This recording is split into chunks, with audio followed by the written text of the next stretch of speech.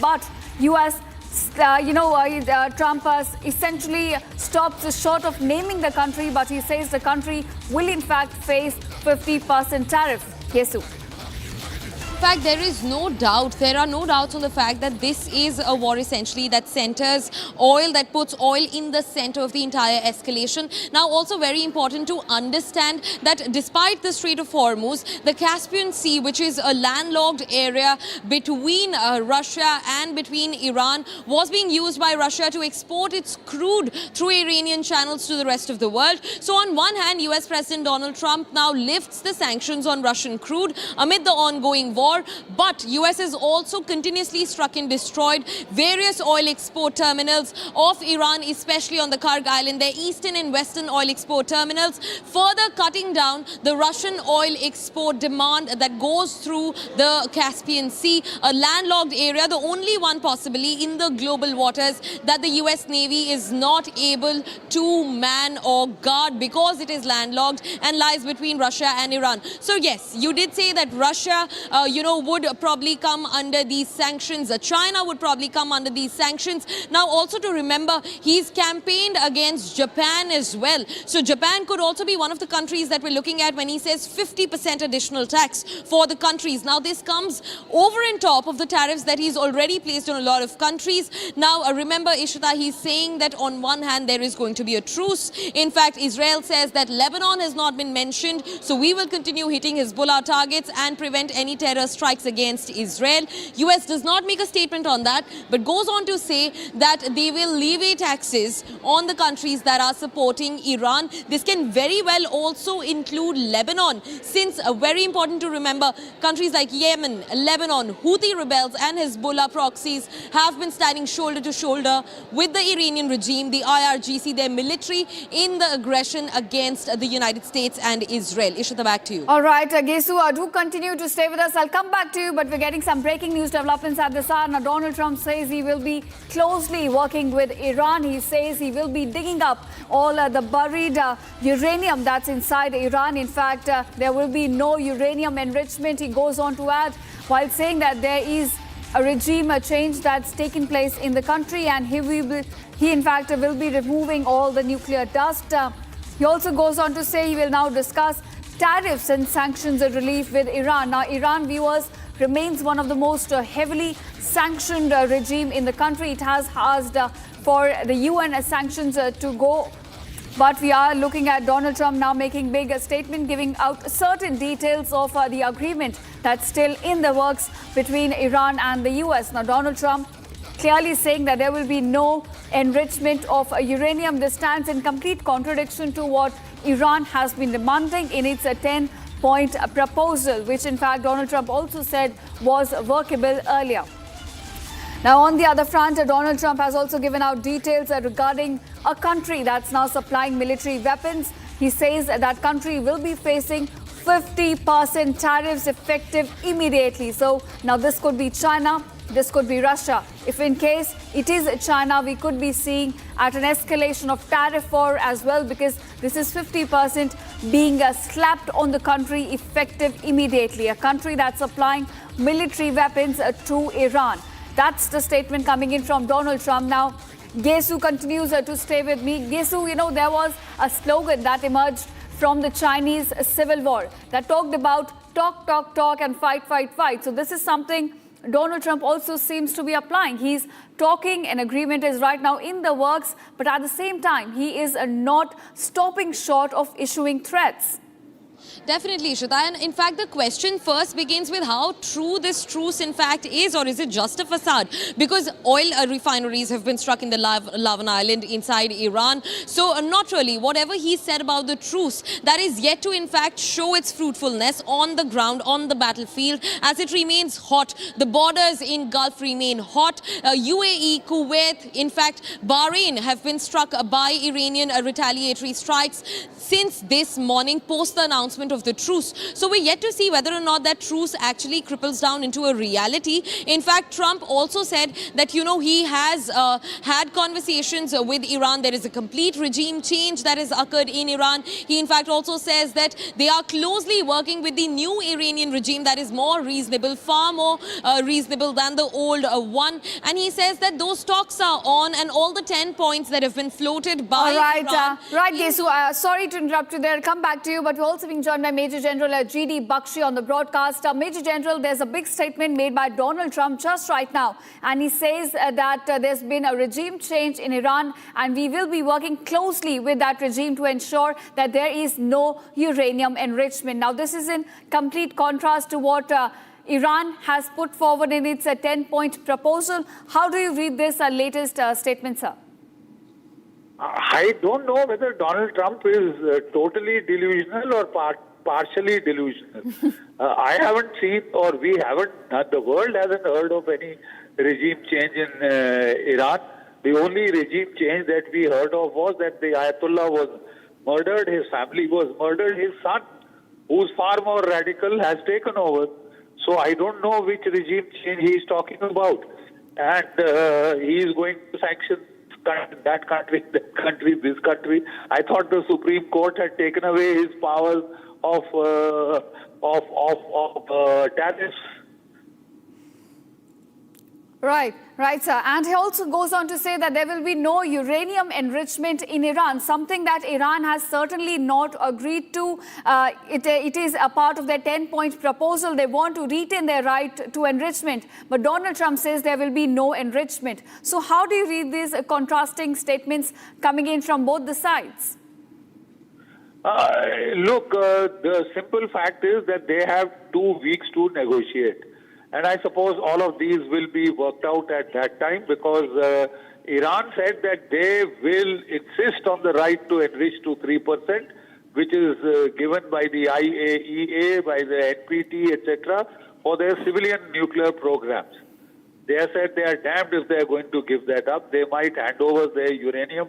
They had agreed to hand over their uranium to the IAEA even in 27th February. I really don't understand what this whole war was fought for. But if at the end you are going to give Iran the power to tax all shipping through the Gulf of Hormuz, that's an improvement. Because, as Professor Robert Pape says, America would have gotten a much better deal on 27th of February as per the talks that had taken place earlier, and the foreign minister of Oman had midwifed those talks. And he said we had come to a conclusion that they would hand over this thing. The whole deal was struck and done and, tied and dusted. And then they attacked because the whole talks were a charade. I hope these talks are also not a charade, because Israel has said it's not under command of the United States and it will do exactly as it wishes. So it will continue to attack in Lebanon. And I'm not sure what that does to the ceasefire. So we'll have to wait and watch. Right, of course. But I really think that Donald Trump made a very sensible decision to cut his losses and even now listen to his own people and to the people of the world whose economy he has caused grievous harm by this ill-thought-through, mad, illogical caper. Right, Major General, I agree with you. All of us, in fact, are struggling with this question to understand what exactly U.S. was trying to gain out of this war. Why did this, as you call it, a war of choice that was thrusted upon Iran? But I want to ask you, we've got some latest news about Trump saying that there's a country that's been supplying military weapons to Iran that will now be slapped with 50% tariff effective immediately. How do you read this statement, and which country do you think Donald Trump could be talking about? Because he's not named any country. He just says a country that's supplying military weapons to Iran will be now slapped with 50% tariff. As far as the OSINT sources are concerned, the countries that were supplying weapons to Iran were China and Russia. Right. So I'm not sure whether he is going to slap tariffs on China and Russia now. He'd already slapped heavy tariffs on China earlier, only to walk back because China will simply has told him, you put tariffs, no rare earth. And to make more Patriot missiles, THAAD missiles, precision-guided munitions, you need rare earth, sir.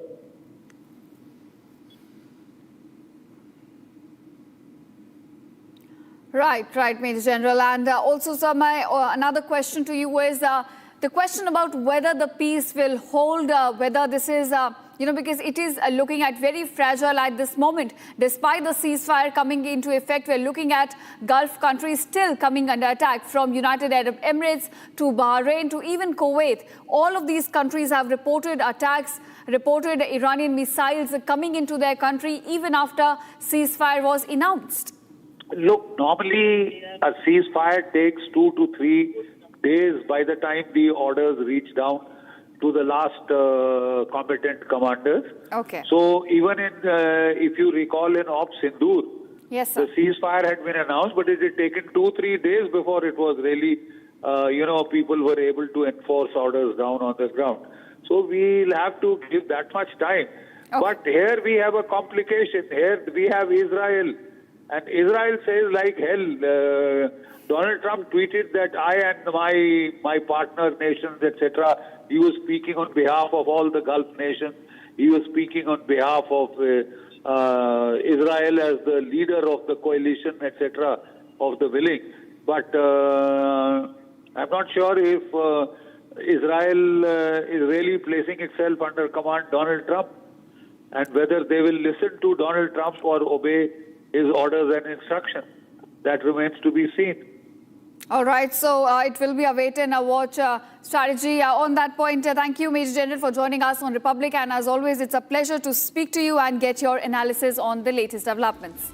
And now, viewers, moving on to what exactly Donald Trump has said in its latest tweets. Let me give you the details of what the US president is now saying. Now, he goes on to say a country supplying military weapons to Iran will be immediately tariffed on any and all the goods they are sending to the United States, about 50% effective immediately. So he's slapping 50% tariff on any country that's now supplying military weapons. So essentially aiding Iran's war efforts against the US and Israel will now be slapped with a 50% tariff. That's the major tweet. He does not mention which country is this. Is it Russia? Is it China? Or any other country? He does not mention that, but he says the country will be slapped, in fact, with 50% tariff. Now, that's the latest we are picking up regarding Donald Trump's tweet of slapping 50% tariff. Now, to decode this further, I'm being joined by retired Major General Shashi Asthana. He's a defense expert. Major General, thanks so much for joining us on Republic. I want to ask you, sir, despite the truce being announced, we are looking at more and more developments now coming to light. More details are coming in regarding the agreement. First, Donald Trump goes on to say that he's closely working with a changed regime in Iran and there will be no uranium enrichment. Now, this is in complete contradiction to what Iran has proposed in its 10-point proposal. And then he goes on to add that a country that's now supplying military weapons to Iran will be slapped with 50% tariffs. So how do you read these details that are now emerging about the agreement? See, Trump wanted a face saver, and that's why he has gone in for this kind of withdrawal from the statement of or rhetoric statement of finishing off the civilization and things like that. But then the demands of Iran and demands of US, if you see, they are at very great variance, and therefore it will be quite a Herculean task for them to get together and work together for a longer peace. So ceasefire is all right, but it's not all. It doesn't mean that it is the end of war. Okay. Also, the problem with President Trump is that after this, he has got a fair amount of, shall I say, discredit from Democrats, because Democrats are questioning him that whatever now you have achieved is much lesser than what we had achieved in JCPOA, that is the old Iran deal. And after spending so much of capital, so much of undergoing a war and everything, and still you are giving much better deal to Iran than to United States. So he is again a disturbed leader now, who actually doesn't know what to do, and therefore in his rhetoric as well as in his shall I say exuberance, he is tweeting out things like that. As far as weapon supply to Iran is concerned, I don't think other than Russia and maybe China in some form of the raw materials, I don't think anybody else is supplying to them. And maybe Korea, he may be trying to deter them, or Right. North Korea, which is already sanctioned. So I don't think anybody is going to buy that much because Russia is already sanctioned. China doesn't bother because beyond a point, there is a tit-for-tat reaction by China on everything. So I don't think this tweet has got any meaning for anybody.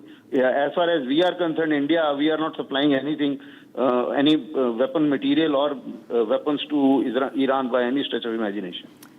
Right, of course. Major General, that's clear now as far as the country with supplying military weapons to Iran is concerned. It's either China or, in fact, Russia. But if you look at the larger picture, sir, right now, Trump's 15-point proposal and Iran's 10-point proposal, they stand in complete contradiction to each other. It will be very difficult, it seems, for both the parties to reconcile. So do you think this fragile peace in West Asia, do you think it will hold for 2 weeks, or are we looking at going back to escalations? See, there are many spoilers in this. It could hold on for 2 weeks. It may not hold on for 2 weeks because the first spoiler is Israel itself. Because Israel is inside Lebanon. It has not finished war with Hezbollah, and his engagement with Hezbollah can escalate anytime. Right, So and that it is one an spoiler. Iranian proxy at the end of the day. Yeah. So that is, and obviously they are striking, and if Israel strikes Iran, Iran is also going to retaliate. So this is one spoiler. The second spoiler is the dissimilarity in the demands of both the sides. Similarly, the narrative of both the sides is also different. Trump has tweeted to say that it is an unconditional opening of Strait of Hormuz, whereas Iran is saying that Strait of Hormuz will be open for these 2 weeks, but ships will move in consultation with the Iranian authorities. So in every clause, you will find there are two versions coming out. So I think unless they sit down together and narrow down these differences, we will not know the trajectory of this so-called ceasefire for 15 days, which has been announced. But notwithstanding that, I think the markets have done well, and maybe some kind of crude and gas flow will start, which would be a good breather for the rest of the world. All right, so on that point, the reports coming out that there could be in-person talks in Islamabad. We could have Vice President J.D. Vance, Jared Kushner, and of course Steve Witkoff now traveling to Islamabad to meet the Iranian delegation in person. Do you see that happening? I think some kind of talks will certainly be there. Whether Iranian leader and J.D. Vance will move, or there will be some lower officials, that is Witkoff and Kushner and others, moving, and then the second rung or the top leadership moving later. Maybe it may be 2 stage, it may be 1 stage, but yes, I believe that some talks will certainly move.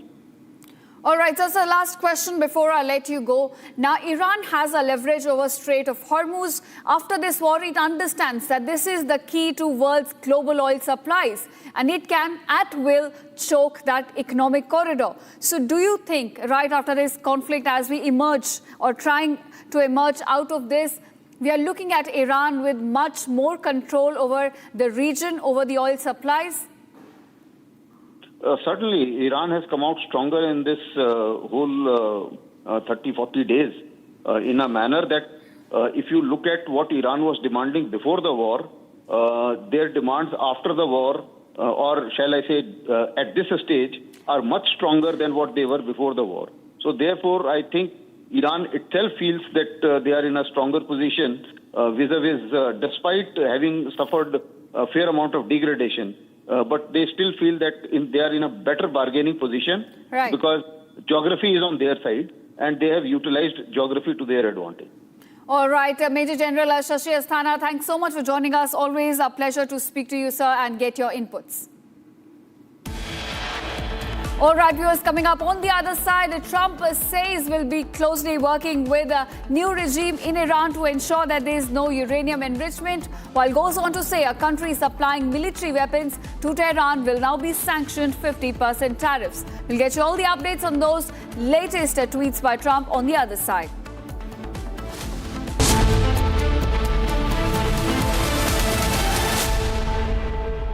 Where is he? 4 घंटे से wait कर रही हूँ उसका. कहाँ है वो? अब भी गया.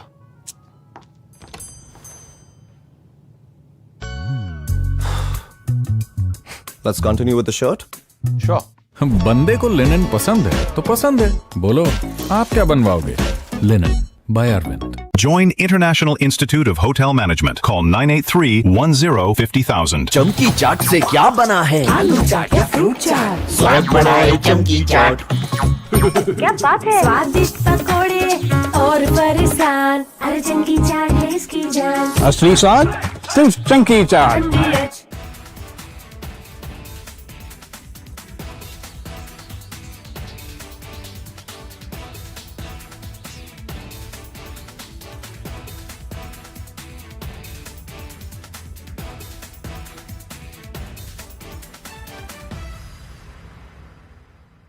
थोड़े में ज्यादा स्वाद यही तो है इसकी खास बात. वाओ मामा क्या स्वाद है. अरे मेरे राजा.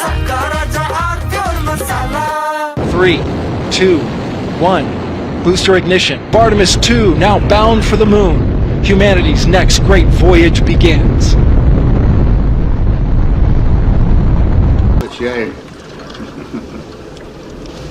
Okay, overboard dump coming up.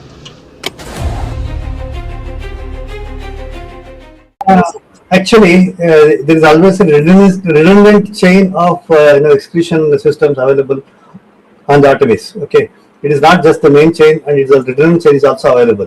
And there is no way that the astronauts will be stuck because of the the execution issues. And what they have reported now, even we were going through and seeing, it is something to do with the valve which is to operate for section of the execution, which looks to be needing attention. But the crew in Artemis, they are well trained to handle such type of situation. And also, in case if the main chain of the execution system doesn't respond, there is always a way of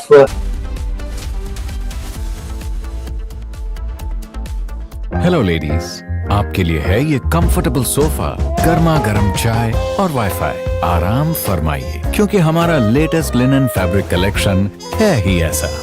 वो क्या है ना, इन्हें देखने में और दिखाने में थोड़ा वक्त लगेगा.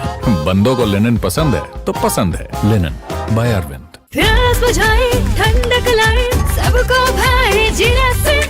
MTH का जलजीरा जीरा से. जीरा से असली रिफ्रेशिंग, असली स्वाद, असली मजा.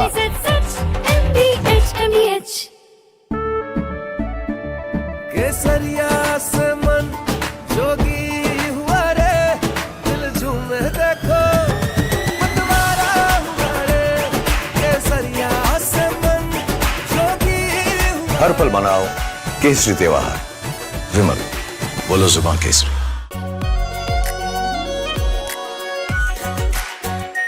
Our pure Shahi Paneer Masala. Delicious, healthy, every day. 3, 2, 1. Booster ignition. Artemis II now bound for the moon. Humanity's next great voyage begins.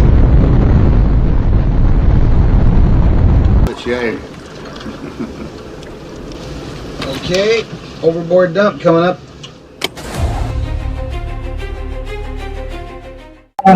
Actually, there is always a redundant chain of execution systems available on the Artemis. Okay, it is not just the main chain, and it is a redundant chain is also available. And there is no way that the astronauts will be stuck because of the the excretion issues, and what they have reported now, even we were going through and seeing, it is something to do with the valve which is to operate for section of the excretion, which looks to be needing attention. But the crew in Artemis, they are well trained to handle such type of situation. And also, in case if the main chain of the excretion system doesn't respond, there is always a way of redundant chain and the methodology for excretion. And I don't think it is a major issue, but I'm sure it will get sorted out. And of course, Donald Trump terms the peace deal as the beginning of golden age for West Asia. Israeli opposition leader criticizes deal, terms it a political disaster. As 2-week ceasefire begins, the focus now shifts to vessels transiting the Strait of Hormuz. Nations across the world welcome the 2-week temporary ceasefire deal on Iran.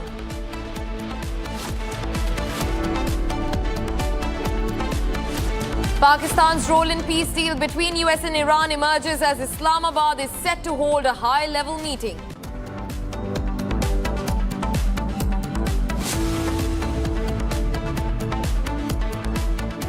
Viewers, now getting in a fresh breaking development. The United States' President Donald Trump has said that the US will work closely with Iran, which they have determined has gone through what will be a productive regime change. Now, a statement that's put forward by the US President Donald Trump, where he says that regime change has for sure happened in Iran. He in fact also hints that the US authorities are working closely with the new, more reasonable Iranian regime. In fact, he also goes on to say that there will be no enrichment of uranium, one of the most contentious flashpoints amid the ongoing war between the United States and Iran, their nuclear development, their uranium enrichment. And now Trump says that Iran will not see any enrichment of uranium from this point onwards, and that United States will continue working with Iran and will also dig up and remove all of their deeply buried nuclear program developments. That's what US President Donald Trump says. In fact, also joining me on the broadcast is a senior economist, Mr. P.K. Basu, to get us more details on the matter. Now, Mr. Basu, welcome to Republic's broadcast. I want to understand from you first, Trump on one hand says that talks are ongoing with Iran. On the other hand, he says that despite the truce, the countries that are providing military support to Iran will be taxed about 50% from immediate effect from this point onwards. Your first comments on this? Well, I think this really applies only to countries that have been providing military assistance to Iran, and that I think basically boils down to one country, China, and perhaps Russia. So there will be additional tariffs imposed. I think we have a truce in place now. There are a number of things that Trump is talking about. Among others, he has also said that he's going to be working with the new regime in Iran to remove all stockpiles or rubble from the Mr. Basu, also requesting you to hold your thought there. We will continue the conversation, but US's Defense Secretary Pete Hegseth, viewers, is now the truce that has been... Chance of death to America, targeting our people, killing Americans, lying and blackmailing their way toward a nuclear weapon, so they thought. No longer. Not on our watch. Other presidents marked time and kicked the can down the road. President Trump made history. From the strike that took out Qasem Soleimani, to tearing up the disastrous Obama-Iran deal, to the precision campaign that obliterated Iran's nuclear sites in Operation Midnight Hammer, to the decisive military victory we just achieved in Operation Epic Fury. No other president has shown the courage and resolve of this commander-in-chief. President Trump forged this moment.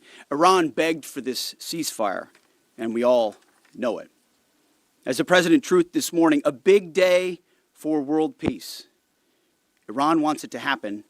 They've had enough. Operation Epic Fury was a historic and overwhelming victory on the battlefield. A capital V military victory. By any measure, Epic Fury decimated Iran's military and rendered it combat ineffective for years to come. You see, in less than 40 days, one of our combatant commands, Central Command, CENTCOM, using less than 10% of America's total combat power, dismantled one of the world's largest militaries. The world's leading state sponsor of terrorism proved utterly incapable of defending itself, its people, or its territory. We untied just a fraction of our strength, and Iran suffered a devastating military defeat. Together with our Israeli partners, America's military achieved every single objective, on plan, on schedule, exactly as laid out from day one. Iran's Navy is at the bottom of the sea, whether it's the Soleimani class, their frigate class, their prized drone aircraft carriers, submarines, mine layers, sunk. Iran's Air Force has been wiped out. Iran no longer has an air defense, any sort of a comprehensive air defense system. We own their skies. Their missile program is functionally destroyed. Launchers, production facilities, and existing stockpiles depleted and decimated. And almost completely ineffective. Iran shot hundreds and hundreds of missiles and one-way attack drones at our aircraft carrier. They were obsessed with it, and they never got even close. Every single one of those shots easily shot down miles and miles away from the Abe Lincoln. They were blowing ammo into fantasy land. Contrast that with, most significantly, in last night's wave of more than 800 strikes, we finished completely destroying Iran's defense industrial base, a core pillar of our mission objective. What little they have left buried in bunkers is all they will have. They can still shoot, we know that. Their command and control is so decimated they can't really talk and coordinate, so they still may shoot here and there, but that would be very, very unwise. But they can no longer build missiles, build rockets, build launchers, or build UAVs. Their factories have been razed to the ground, set back in historic fashion.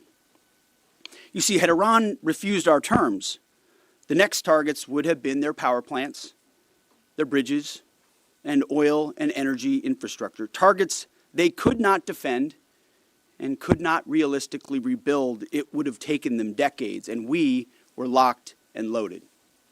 They couldn't defend against it. President Trump had the power to cripple Iran's entire economy in minutes, but he chose mercy. He spared those targets because Iran accepted the ceasefire under overwhelming pressure. The new Iranian regime understood that a deal was far better than the fate that awaited them. This new regime just happened to look at what happened to their predecessors. Their top leadership was systematically eliminated. The previous Iranian supreme leader, dead. The Supreme National Security Council Secretary, dead. The Supreme Leader Office Advisor, dead. The Supreme Leader Military Office Chief, dead. The Defense Minister, no longer with us. The IRGC Commander, dead. The Armed Forces General Staff Commander, dead. The Intelligence Minister, dead. The IRGC Navy Commander, no longer here. The IRGC Intel Chief, dead. I skipped over a bunch, and I could go on and on and on, to include the new, so-called new Supreme Leader, wounded and disfigured. This new regime was out of options and out of time, so they cut a deal. They know this agreement means that they will never, ever possess a nuclear weapon. Under the terms, any nuclear material they should have will be removed. Any material, they should not have will be removed. Right now, their dust is deeply buried and watched 24/7 overhead. The president has been clear from the beginning, there will be no Iranian nuclear weapons. Period. Full stop. Other presidents said it. President Trump did it. Operation Epic Fury. Less than 6 weeks, clear mission, decisive action, overwhelming firepower, America first, a historic battlefield victory. For decades, Iran killed Americans with roadside bombs in Iraq, using cowardly proxies to do their dirty work while they hid safely in Tehran. They struck our embassies with car bombs and attacked from the shadows, never daring to face us toe-to-toe. They thought they could bleed America with impunity. Well, they just learned the hard way what happens when you try to fight us directly. And even when they got lucky, one time in 40 days, and down 2 of our pilots, they couldn't hold them. In a daring 14-hour rescue operation, 7 hours in daylight and 7 hours of night, both pilots were recovered safely. Not once, but twice. A daylight thunder run right up the middle of their country, boots on the ground. A midnight raid right up the middle of their country, boots on the ground. 0 American casualties. The Iranians humiliated and demoralized. We control their fate, not the other way around. That's why they came to the table. Iran's defeat is America's retribution for every American lost to Iranian terror, especially those brave troops killed by Iranian-made roadside bombs in Iraq that my generation knows so well, and for the suffering their regime has inflicted around the world. Now we have a chance at real peace and a real deal. The War Department, for now, has done its part. We stand ready in the background to ensure Iran upholds every reasonable term. And as everyone knows, nobody makes a better deal than President Trump. To the warriors of Epic Fury, I say well done. You're the backbone of our country. Your skill, your bravery, and sheer guts and grit showed the world what America is all about. I'm proud of you. We're proud of you. President is proud of you. Job well done. But stay vigilant and stay ready. To the families of our fallen, your sacrifice was in service of a historic cause, and we will always remember your heroes, our heroes. We will continue to honor them. And to our Israeli allies, thank you for being a brave, capable, and willing ally on this battlefield. The rest of the world and the rest of our so-called allies saw what real capabilities look like. They should take some notes. Our troops, our American warriors, deserve the credit for this day. But God deserves all the glory. Tens of thousands of sorties, refuelings, and strikes carried out under the protection of divine providence. A massive effort with miraculous protection. Dude 44 Bravo spoke for all of us. God is good. The chairman will now provide an even deeper military detail on the historic success of Operation Epic Fury. Mr. Chairman. Thank you, Mr. Secretary, and good morning, ladies and gentlemen. Thanks for being here. I want to start this morning by honoring the 13 members of our American Joint Force who were killed in action thus far during this operation. Their sacrifice and that of their families is deeply important to us, and we are grateful for each of them, and will continue to mourn their loss. Their names and their bravery will never be forgotten. On February 28th, the President of the United States ordered the Joint Force to execute Operation Epic Fury with the direction to accomplish 3 distinct military objectives: destroy Iran's ballistic missile and drone capabilities, destroy the Iranian Navy, and destroy their defense industrial base to ensure that Iran cannot reconstitute the ability to project power outside their borders. Over the course of 38 days of major combat operation, the Joint Force achieved the military objectives as defined by the President. We welcome the ongoing ceasefire, and as the Secretary said, we hope that Iran chooses a lasting peace. but as Secretary Hegseth said, let us be clear, a ceasefire is a pause, and the joint force remains ready if ordered or called upon to resume combat operations with the same speed and precision as we've demonstrated over the last 38 days, and we hope that that is not the case. I want to congratulate and thank the leadership today at U.S. Central Command, including the Commander Admiral Brad Cooper, the Deputy Commander Lieutenant General Kevin Leahy, the Senior Enlisted Leader Fleet Master Chief Compton, and every one of the component commanders, senior enlisted leaders, and especially the staff down at U.S. Central Command, who does not get called out for any of the credit, but grinds 24/7 to help offer the options that we bring to the Secretary and the President. I also want to highlight the forces in the United States European Command under the command of Alexis Grinkowicz, who protected the western flank in support of CENTCOM. And I want to thank our partners across the intelligence community. Our ability to see and understand what an adversary is doing help us to be as decisive as we must be on the battlefield. And that includes DIA, NSA, NGA, the CIA, and the National Reconnaissance Office, and others. I want to thank the other combatant commands who have thus far contributed along the way to U.S. Central Command. This includes Transcom, Stratcom, Spacecom, SOCOM, and Cybercom, all of whom poured all in support of CENTCOM's efforts. And I want to thank, as the Secretary did, our Gulf partners who fought alongside each and every one of us every day. From the Kingdom of Saudi Arabia, the UAE, Bahrain, Qatar, Kuwait, and Jordan, all who joined us together to defend and protect our people and our assets, and who, if required, stand ready to do so again. And I want to thank my team at the Joint Staff who work literally around the clock in order to help me offer the options that I must with the associated risks to the Secretary and to the President. They are the hardest working people that I know, and I am deeply grateful for their service. Most importantly today, I want to thank America's members of the Joint Force who've poured everything that they can into Operation Epic Fury, and their families who've worked 24 hours a day for 38 days. The Secretary and I could not be more proud of each and every one of you.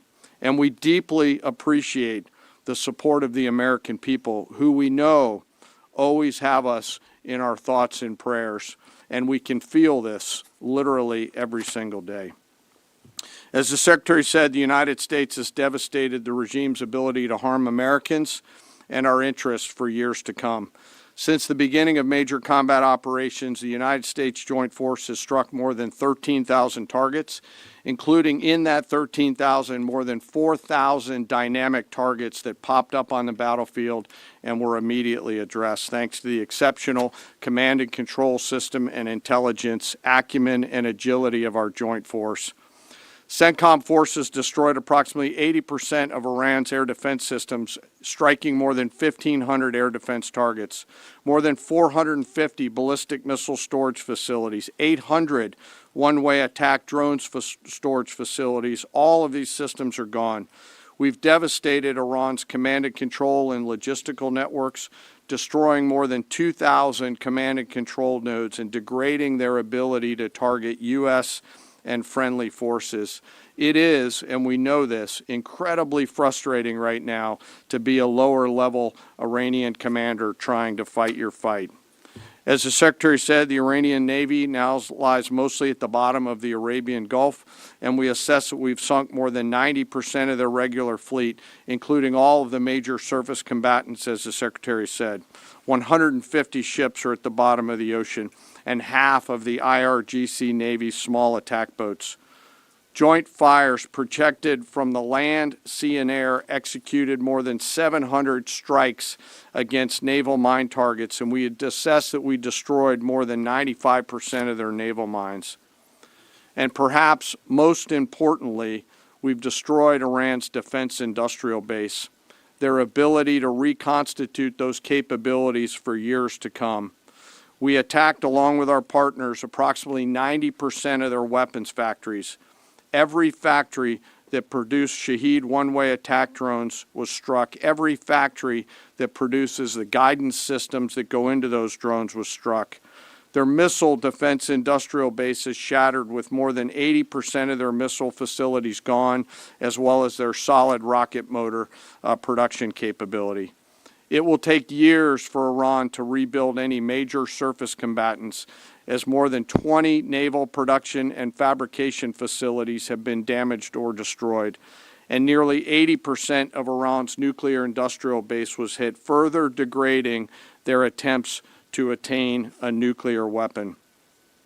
Throughout Operation Epic Fury, our joint force struck at the heart of Iran's ability to project power and threaten the United States and the region. And in order to do this, it required the service and sacrifice of more than 50,000 American warfighters deployed across CENTCOM, EUCOM, and stateside. The joint force flew more than 10,000 missions, including 62 bomber missions, 18 of which flew round trip from the United States to deliver bombs on military targets. Each of these missions was more than 30 hours in duration, and we did that 18 times. No other military in the world can do that. And it's a testament to the logistical force that quietly serves behind them. I cannot thank Transcom and the Air Force Tanker and Mobility Force more. Combined with Army and Navy joint fires, we struck more than 13,000 targets. And along with our Gulf partners, we've thus far intercepted 1,700 ballistic missiles and one-way attack drones, defending our forces and our partners in the civilian population. And we remain ready to do so should the need arise. Along the way, we consume more than 6 million meals, and by my estimate, more than 950,000 gallons of coffee, 2 million energy drinks, and a lot of nicotine, but I am not saying that we have a problem. I've laid out the statistics, but it does not truly capture the nature of combat. This is gritty and unforgiving business. It's chaotic, it's hot, it's dark, it's unpredictable, and there's always unknowns. And our people proudly walked into those unknowns and continue forward. And through it all, the joint force has demonstrated the unwavering resolve that the nation demands of us.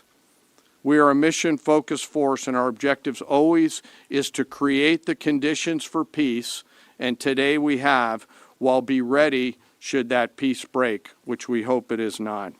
And we remain ready. Before I turn it back to the Secretary, I also want to quickly revisit the rescue of the Air Force fighter crew over the weekend.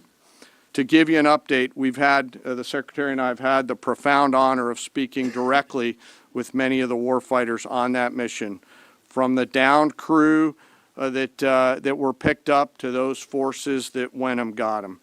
Hearing these stories firsthand has only deepened our appreciation for their tenacity, creativity, courage, and grit of the American Joint Force.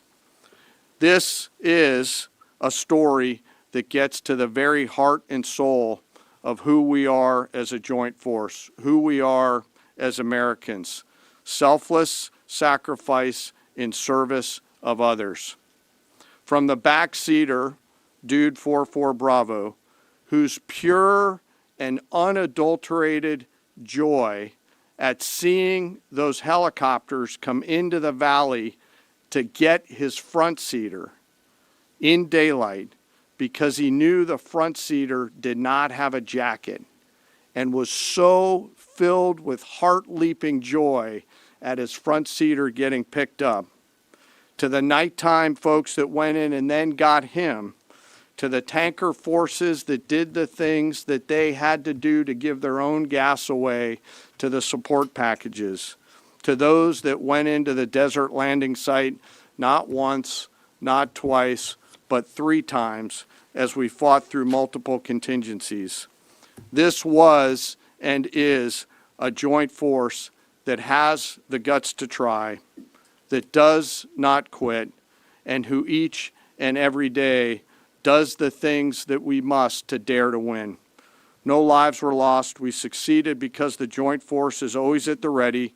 They trust each other, they trust their leaders, and they trust their training. And they remember first, foremost, and always that we do these things so that others may live, and we will never leave anyone behind. The success of Operation Fury thus far, and we hope it remains, culminates with this incredible rescue over the weekend, a direct example of the professionalism and courage of the United States military and our joint force. It's the service members on the front lines, our partners in the region, our teammates in the intelligence community, our civilian leaders in the OSW side of the house, the American workers who build the tools and weapons that we use, and the American people who back us up that help us to go do these things.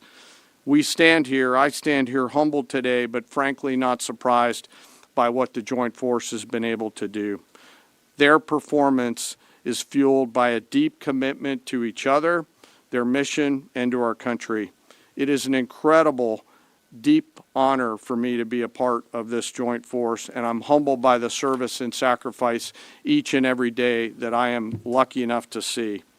And finally, as I always do, I ask that we never forget our fallen and their families, especially those 13 fallen from Operation Epic Fury.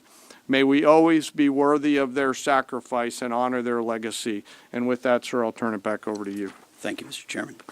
We'll take a few questions. Alexander Ingersoll, One America News. First of all, thank you to our troops.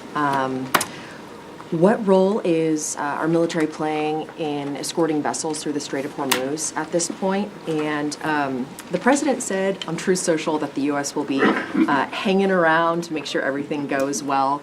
Obviously, Mr. Secretary, you just mentioned, we know the scars from hanging around in Iraq for decades. But what does that entail in terms of our military presence at this juncture? Yeah, we'll be hanging around. We're not going anywhere.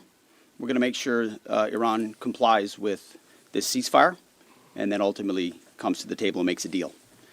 So we'll stay put, stay ready, stay vigilant, as the chairman laid out. Our troops are prepared to defend, prepared to go on offense, prepared to restart at a moment's notice with whatever target package would be needed in order to ensure that Iran complies. As far as the Strait, you saw the initial agreement that was struck, which is Iran's letting ships go through.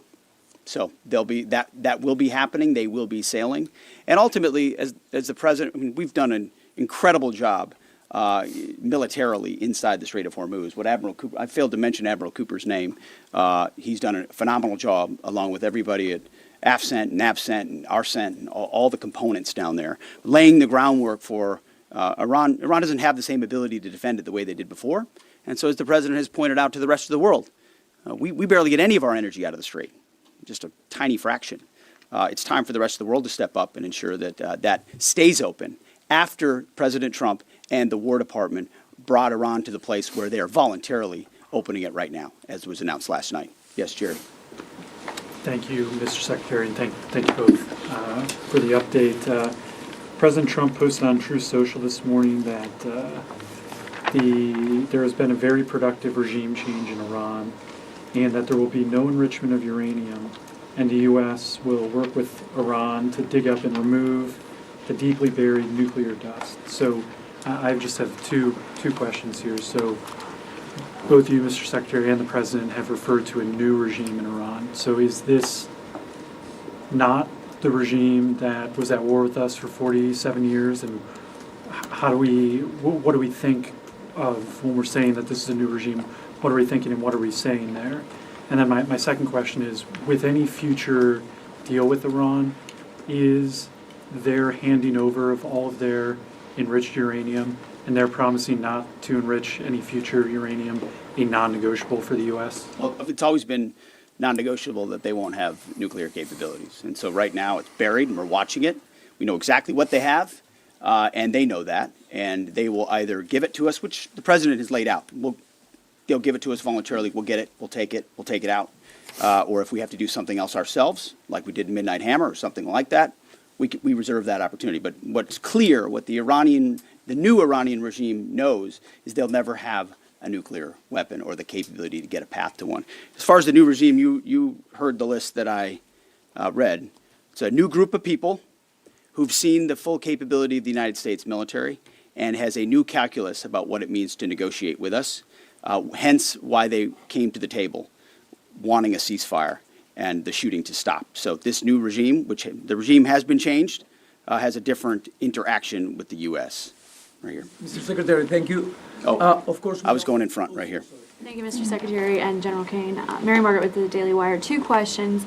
Iran has said that safe passage through the Strait of Hormuz will be possible in coordination with Iran's armed forces and, quote, technical limitations. What do you believe that means? And then we've also heard reports that Iran has continued striking targets well into this morning. At what point are we beyond a grace period? Are we giving them a grace period? Is there a miscommunication there? What's going on with that? What we know is that Iran is going to say a lot of things. A lot of people are going to say a lot of things, claim a lot of things. What has been agreed to, what's been stated, is the strait is open. Our military is watching. I'm sure their military is watching, but commerce will flow. And that's what you saw the markets react to, is that reality. As far as shooting, that we were monitoring it last night in real time. Of course we are. Iran would be wise to find a way to get the carrier pigeon to their troops out in remote locations to know not to shoot any longer one-way attacks or missiles, because it takes time sometimes for ceasefires to take hold. We're watching it. We're prepared if necessary, but we hope and believe that it'll hold. Yes. Thank you, Secretary. Sorry. Thank you. Excuse me. Why are you so rude? Just wait. I'm calling on people. Thank you, Secretary Hakeem. Yesterday in the President's Truth Social, he threatened to wipe out a civilization. That statement elicited a huge response in America. If Iran did not come to the table and make a deal yesterday by the deadline, was the President really prepared to wipe out Iran entirely? Like I said, we had a target set, locked and loaded, of infrastructure, bridges, power plants. Remember, this is a terror regime, a military regime. Used all of these things for dual use to fund their military, to fund their terror campaigns. We had a lot of legitimate targets. They knew exactly the scope of what we were capable of. We hit some military targets on Karg, which is a bit of a signal.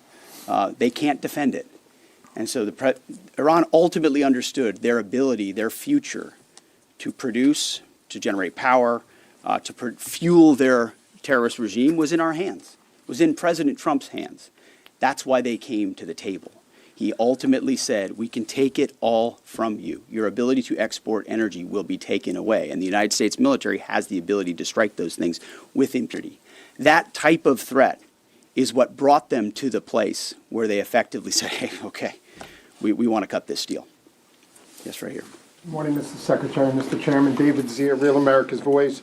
During the ceasefire, what do we do when we see Iran rearming, regrouping, repositioning weapon systems and air defenses?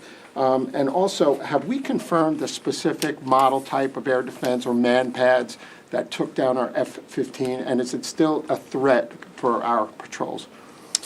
We're still working through the specific details around that particular shoot down.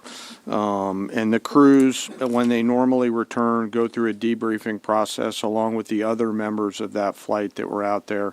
And they'll go back, as they always do, and forensically look at what are the tactical lessons learned. Did we sense or see something? Could we have done something different?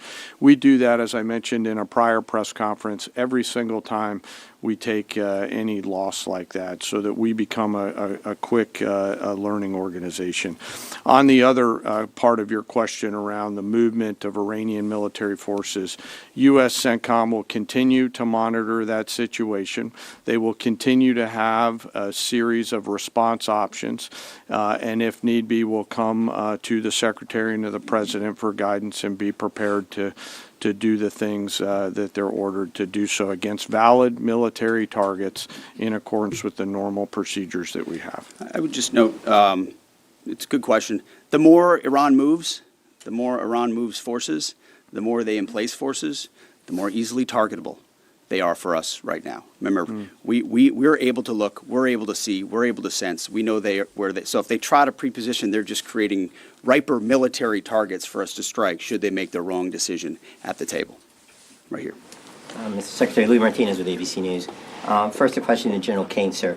In your personal opinion, were the risks of the Strait of Hormuz being closed because of the conflict, were they mitigated early enough in part of the decision-making process to lead up to the decision to take action against Iran? And in your opinion, is Iran in control of the Strait of Hormuz? We just heard the Secretary say that Iran is letting them ships through, which would imply that potentially it's not just. The Secretary also said that the U.S. That the strait is open. You did say that, sir. But in your opinion, sir, how can the U.S. ensure safe passage? Mr. Secretary, can you say today that the United States achieved, the administration achieved the military goals that you've constantly delineated? But strategically, is that a victory because of that? And also, you said earlier that the president chose mercy. But you yourself had said 3 weeks ago that we will give no quarter to Iranian troops. How do you correlate those two? And do you think that your comments may have put American troops at risk? No.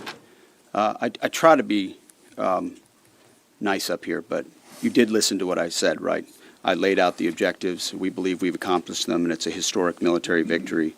And President Trump has the option as the commander-in-chief to compel an adversary to the table, which is precisely what he did. And at the end, he chose to say, you know what, I'd rather talk to you at the table than obliterate your capability to export oil and fund your terror regime. So he did make that choice. That was his choice. He was a president of peace, and he's been willing to make those really tough calls that the American people elected him to do. Nothing we've done, not a single thing we've done. This is a typical, of course, it's ABC. Not a single thing we've done has put an American troop in more of a harm's way. We've only set our troops up to harm Iranian military capabilities, which they've done to devastating fashion and to great success. Mr. Chairman, you had a point. There's a lot in that question. I'd love to take that offline and answer it, but I'm struggling to find exactly what your question was, and that's probably me, not you. Okay, all right. Sorry about that. Mr. Chairman, it was an indictment framed as a question, so you're forgiven for not understanding. Go ahead, please. No, you've had your chance. Go ahead, sir. Thank you very much. I believe so, based on the diplomatic negotiation. So I believe so. I believe so. To see you. Sorry. Mr. Kurd or Rahim Rashidi from Kurdistan. I am representative Kurdistan TV and Kurdistan 24 today. I have two questions. Mr. Secretary, will your forces stay in the region and continue to defend and protect your allies and take the responsibility for their security? Second question is, as you mentioned many times, that you have full control of Iran airspace. Do you still have this control or not? Well, thank you for the question. The chairman mentioned the UAE and Bahrain and Qatar, Saudi Arabia, Kuwait, who have fought shoulder to shoulder with us, especially in defense of our facilities, of our people, of their facilities, and we appreciate that. So that coordination, of course, will continue. And then when it comes to the skies over Iran, I would point to Exhibit A and Exhibit B, 7 hours in the day, 7 hours at night. If any foreign adversary had attempted to do the same over our soil, they would have no ability to do so. Will they have a system here or there? Maybe. Do they have a network, a system that's capable of defending their skies? No, they don't. It's, as the chairman laid out, that's been dismantled, degraded, and destroyed. So it's a slight distinction, but an important one. Yes, right here. Go ahead. General George in the middle of a war. Excuse me. You got a question? Go ahead. Yes. Two questions actually for you.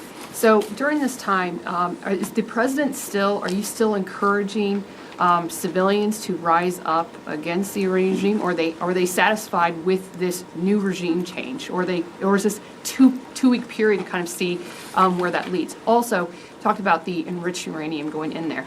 Would that require special forces or other military, our service members? Who would be basically going in there and trusted to going in there to get that uranium out? Mm-hmm. Again, on the uranium, we're watching it. We know what they have, and they will give it up, and we'll get it, and we'll take it.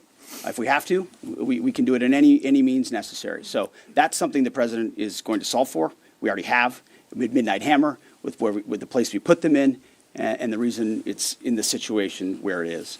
The second one was about the people. Listen, I would love to see the Iranian people take advantage of this opportunity. They have been oppressed by the previous regime, and they'll have a new opportunity with this regime that remains to be seen. That was not our objective in this effort, but they're brave people. Horrible things have been done to them by the previous regime, tens of thousands targeted and killed and assassinated in a way the government never should, and we wish them the best, absolutely. Thank you all very much. Appreciate it.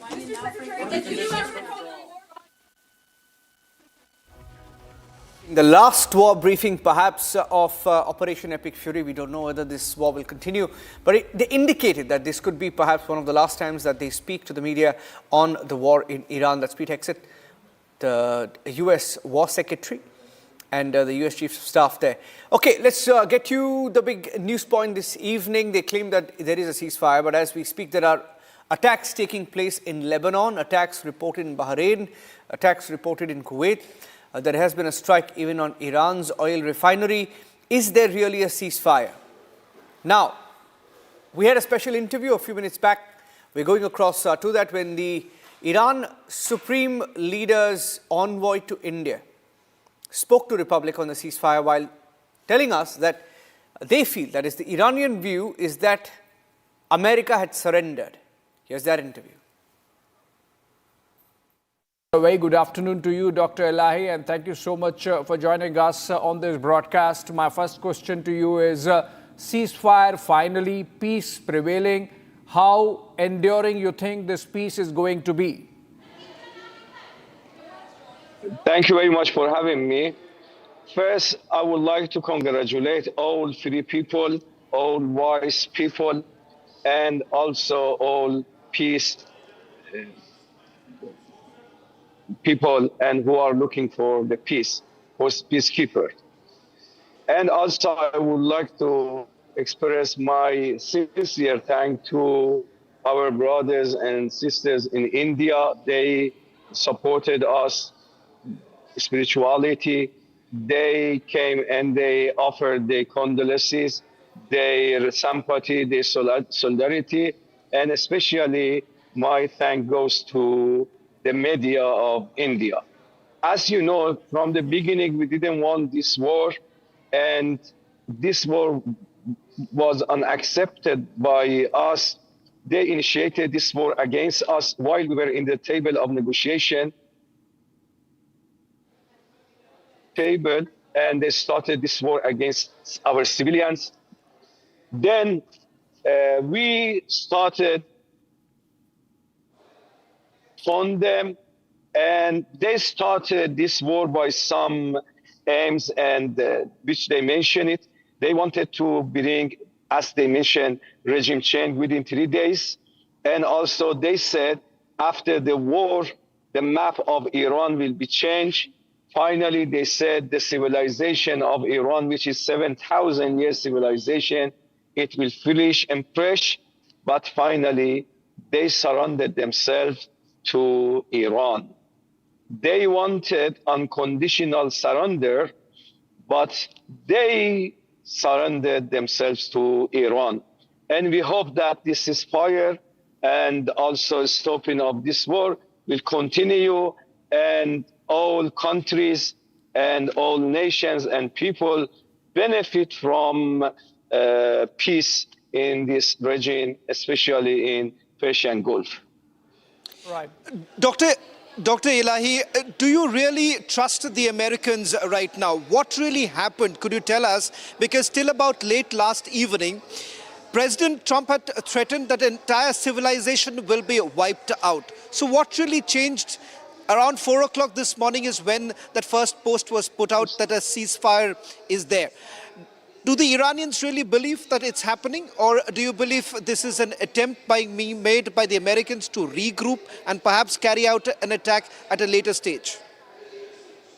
Actually, as you know, there is no trust between us and United States of America, because several times we started negotiating them, and unfortunately, while we were negotiating, they attacked us, they targeted us.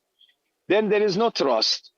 But because we don't want other countries to be suffered and harmed by this war. We said that by our conditions, and it will be based for negotiation. We started to negotiate with them, and for 2 weeks we forced them to accept ceasefire, and we are going to negotiate. Then we would like the world leaders to come together, and they don't allow again this war be initiated against any other country. Dr. Ilahi, could you tell us what really happened? Was there any communication between Iran and United States of America after the threatening message that was put by Donald Trump, or was there some sort of mediation that was basically done by Pakistan?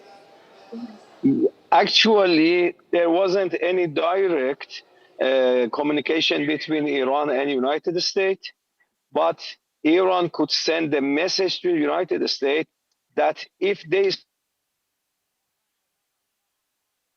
target Iran, of Iran and historical and mosques and some other places, Iran also will create resurrection, and the time will be completely different from the before.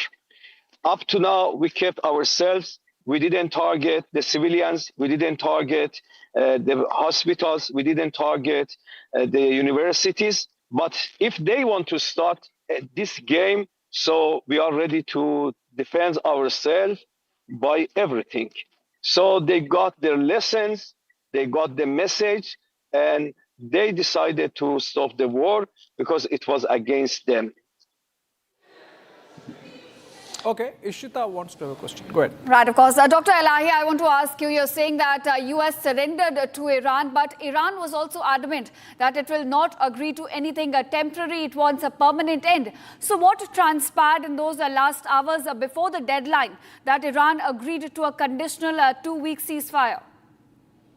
Yes, 2 weeks before the negotiating, Iran says if we want to have permanent ceasefire, we should be sure that they are not going to attack us. So this needs negotiation, and we will start negotiation with them. And we hope that on the international law, international organization, we will achieve such aim and such thing which we want. Dr. Ilahi, could you help us understand what was the role that Pakistan played? Because as I understand, there hasn't been any direct talks between Iran and United States of America. It seems that some messages, or more like the role of a postman, was played by Pakistan. There are some countries, when they understood that this conflict will affect a lot of other countries, they come together and they started negotiating and talking to both sides. Then achieve this ceasefire. Okay, Ambassador Ilahi, and what you're suggesting is that many countries mediated, and Pakistan was one of them. But my question is, howsoever tenuous the peace, the ceasefire has happened, the question is, what happens next? How is Iran going to rebuild from here? Where are you going to get the money from? Have the negotiations included talks of reparations of war and reconstruction? Actually, one condition is that they have to pay for the damaging of Iran. They have to pay for that, and they have to pay, and we'll force them to pay for that. Dr. Ilahi, what is it that the Americans have agreed? Because there is a bit of a confusion about control over Strait of Hormuz. Is Hormuz now being completely controlled by the Iranians, and there is a fee that vessels will have to pay if they cross through Strait of Hormuz? And has America agreed to that? Please, this is not American state. American is 5'7", more than 7,000 miles far from this strait. How they want to come and control this strait? Who is agree with that one? We are living in this regime. We are the people of this regime, and we are the one who has to take this peace in this regime. And as you know, the Strait of Hormuz was open before this war. No one was complaining against any problem in this strait. But now, due to the war, a lot of people in different countries got a lot of problems and crises within themselves due to the war. Now, after this war, the state will go back as it was. Okay. Ambassador Ilahi, what is your assessment of the kind of damage, destruction that has happened in this 40-day war? It's a huge one, must be a huge one. What's your assessment? How long before Iran is back on its feet? Yes, actually, let me correct something. I'm not ambassador. Sorry, special envoy for the spiritual leader. Yes, sorry. Yes, yes, it was a huge damage, especially more than 30,000 houses were damaged. A lot of hospitals were damaged, a lot of universities, and one of very advanced university in Iran was damaged, and the Pasteur institution, which is established 1920, was damaged, and a lot of other bridge and also malls were damaged. There's big damage, and we hope that we could build it again. And also the enemies who the starters of this war, they will pay for that. So any possibility that beyond this a truce condition, beyond the truce conditions, Iran keeps the option of going to the International Court of Justice, seek war reparations and seek damages? Of course, this is the right of Iran to go to the court and to get its right. Because without any reason, they attack Iran. What is the possibility of this one? What is the mentality of that? They attack Iran, they damage Iran, they kill thousands of Iranians, they kill a lot of innocent people, civilians, then finish. Okay, it's not reasonable. Also, the biggest tragedy of the war, perhaps, was the attack by a Tomahawk missile on that school in Minab, Dr. Ilahi, where 170, including about 150 plus young school girls got killed. Is that a case in which Iran can go to the international court and call it war crimes and seek justice for that? Actually, this is, and we have to go to the court, but I'm not sure that we can receive anything, because even some international organization during the war, they kept quiet, they said nothing, even some of them, they didn't condemn it, but we will try to get our right, and we will force them to pay for that. Dr. Ilahi, one final question before I let you go. This is about, many would say, a military pause, not really a ceasefire to that extent. What is it that the Iranians are really expecting at this stage? Because security guarantees that you're basically asking for and lifting the sanctions. Do you believe that the Americans will really perhaps concede on this very point? And if at all they do not agree to lifting the US sanctions, what really happens? Is Iran willing to perhaps up the ante and continue targeting military bases in GCC? You know, we don't want to have war and conflict. We are looking for the peace. If they don't want it, we are ready to defend ourselves. We are ready to get our rights. You know, the martyrdom of Ayatollah Khamenei, our supreme leader, it was very big loss for us. He was our spiritual leader. He was our father. He was our everything, and we lost him. So we are ready to pay and to achieve and get all our rights. We are not going to be on the sanction more. And this is the time that the all international leaders and world leaders understood that they have to give the right of any countries to its country. Dr. Ilahi, you are saying that there has been some acceptance from the American side. They have accepted the 10-point proposal that was given by the Iranians. Have they accepted? Of course, if they didn't accept it, they accepted totally, and they said for the details they will negotiate it. Basically, they accepted these 10 conditions. Otherwise, there wasn't ceasefire. Because as you know, America offered to us 15 conditions and we rejected. What is the security guarantee? What is the security guarantee, Dr. Ilahi? Because what kind of guarantee has the Americans given that they are not going to attack once again? We have to find a security guarantee. We started talking with the UN and some other international organizations which are mentioned in the conditions, Iranian conditions. All right. I think, Shawan, we can conclude this conversation. Special envoy of the spiritual leader of Iran, Dr. Ilahi, there joining us on this broadcast. Thank you so much, Dr. Ilahi. Ladies and gentlemen, getting you the pictures from across the world and the reactions on the ceasefire. Is it really a ceasefire? Iran is celebrating, but the pictures on the ground showing that the war continues, perhaps.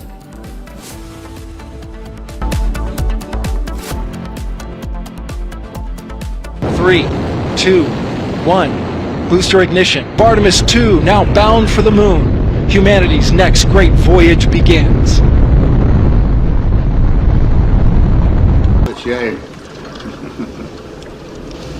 Okay, overboard dump coming up.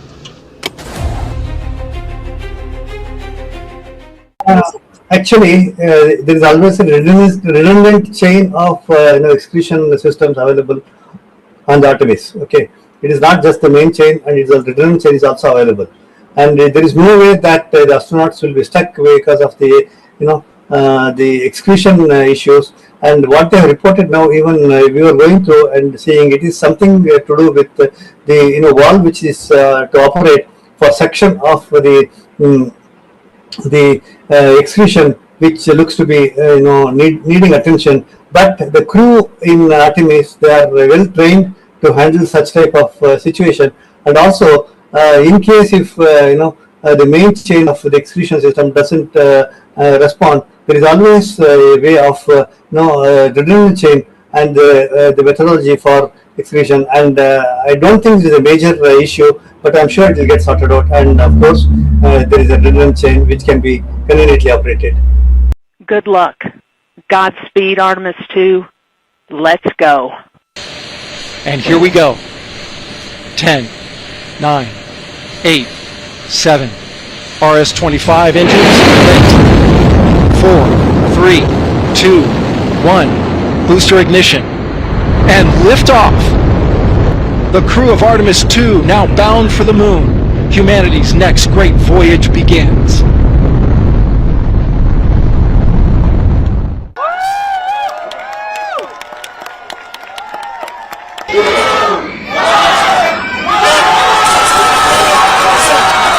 First time it was canceled in February 8th. After that March, we make all the plans, we have all the hype, and it was canceled again. And finally it's happening today. So we are going to celebrate a new milestone for everybody, not only for...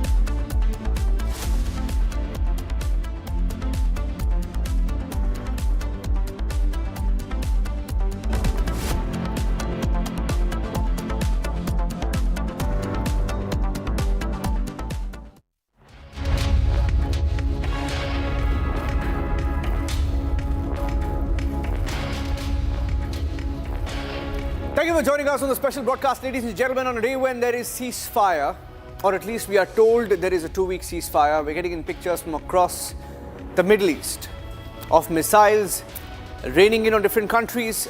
That and more coming up as we do a reality check on whether the ceasefire is for real. Here are the headlines.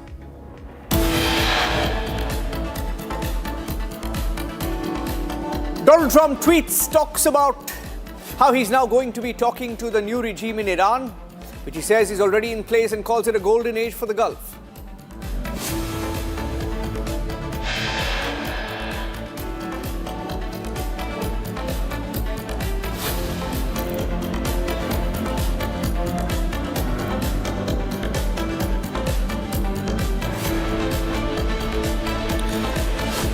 Israel opposition criticizes the ceasefire deal, terms it a political disaster for Netanyahu.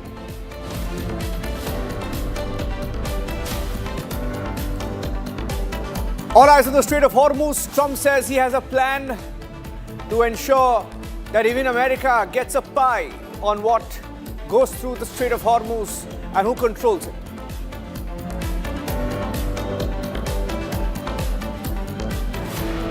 The world welcomes ceasefire. Iran in celebration. Iranians say America has surrendered.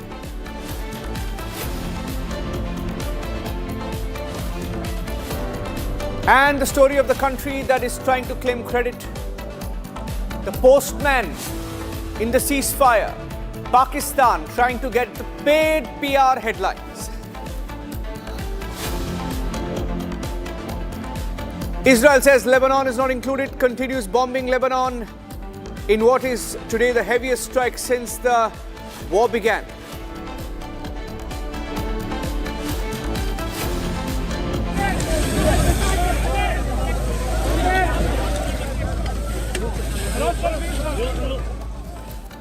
Pictures coming in from Lebanon show that there's been massive destruction. Over 1,500 killed in Lebanon already. And the death toll continues to mount tonight.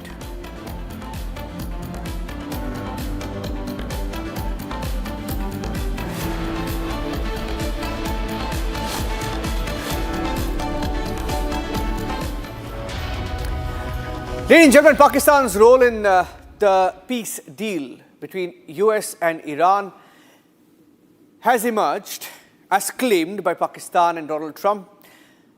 And Islamabad, we are told, is now going to hold a high-level meeting. And Israeli Prime Minister says Lebanon is not part of the peace deal. And Israel, by the way, as we talk about the developments, Israel has unleashed the largest bombing wave in Lebanon. Over 100 targets have been struck in the last 10 minutes. We are told that this evening, look at the pictures coming in from Lebanon. Those are pictures coming in from Lebanon. So one can ask if Iran is really getting what it wants. One of the preconditions was that the war will stop everywhere in the Middle East, including in Lebanon. But in Lebanon, the bombings haven't stopped. These are pictures that came in from Beirut.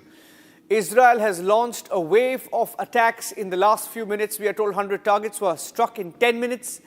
And it's only getting worse. Look at those pictures coming in from Beirut.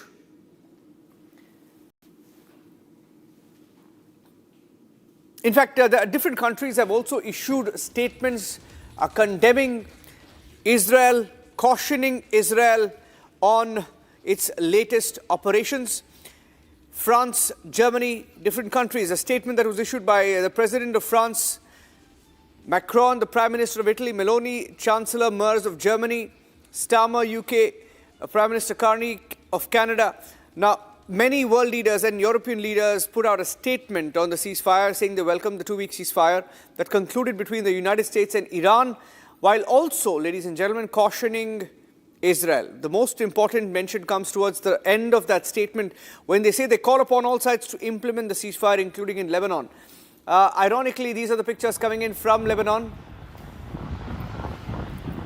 From Lebanon, where different parts of Beirut have been bombed. Those are pictures that came in this evening.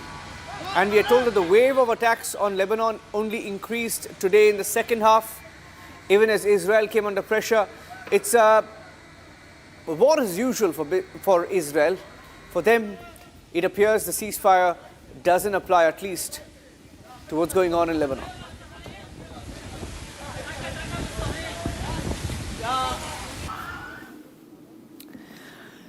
And US President Donald Trump announced that the United States and Iran had agreed to a 2-week ceasefire in their ongoing conflict, suspending bombing for now and other military attacks as part of a temporary, what he called double-sided truce aimed at advancing negotiations. Now, the deal was agreed just hours before the self-imposed deadline was tied to Iran's commitment to try and fully, safely reopen the strategic Strait of Hormuz, with regional mediation playing a key role and global markets reacting with a sharp drop in oil prices that we've seen through the day. And viewers, Trump has also released a new statement. Trump has put out a couple of statements this evening, saying that his country will work closely with Iran, while also claiming that there will be no enrichment of uranium and that the United States will continue working with Iran, adding that he will dig up and remove all of the deeply buried nuclear dust.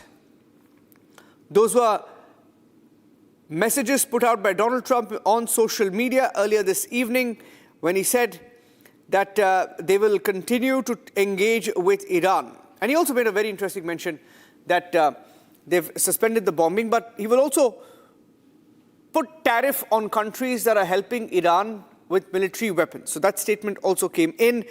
Donald Trump said that a country supplying military weapons to Iran would be immediately tariffed on any and all goods sold to the US, 50% tariff for any friends of Iran, and that there will be no exclusions or exemptions.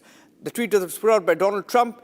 And before that, he said that the US would work closely with Iran, which he says was determined, had gone through what will be a very productive regime change. He said there will be no enrichment of uranium and that the United States will, working with Iran, dig up, remove all of the deeply buried nuclear dust, and that it's now and has been under very exacting satellite surveillance. Nothing has been touched from the date of attack. And he also says nothing has been touched from the date of the attack, and we are referring to America and will be talking tariff and sanctions relief with Iran. Many of the 15 points have already been agreed to. This was Donald Trump who put out a statement this evening.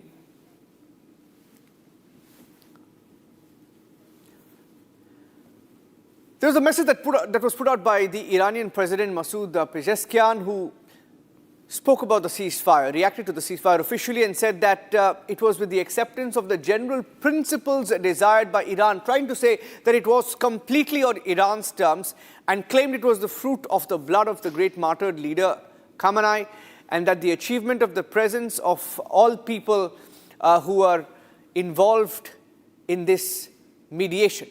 And he said from today on, we will continue to stand together, speaking about the people of Iran, and whether in the field of diplomacy, in the field of defense, or on the streets, or in the field of service, continue to say that Iran will remain united as it remains.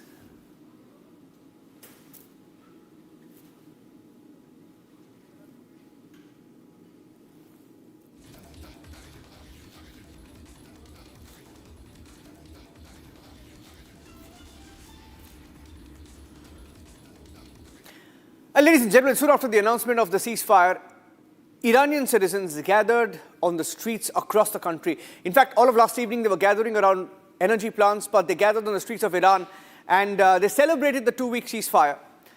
They burned flags of America on the streets and continued chanting "Death to America."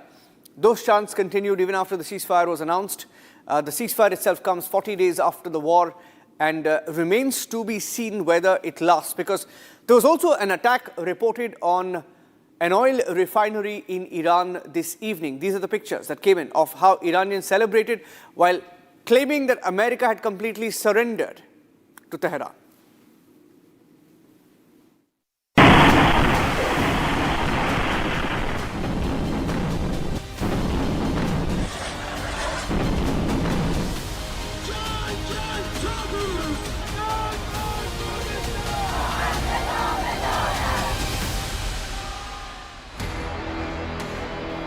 After being on the receiving end of US and Israeli strikes for 40 days, a 2-week peace plan is now in effect across Iran. However, hours after the ceasefire was made public, thousands of Iranians turned up on the streets of Tehran on Wednesday morning. They raised slogans in Farsi and Arabic. They shouted "Death to America," "Death to Israel," and "War until victory."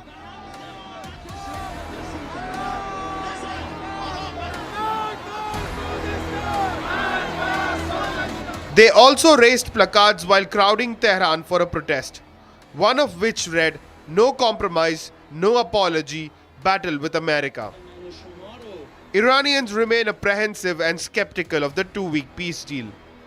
They demand a Security Council resolution. قابل اعتماد نیست.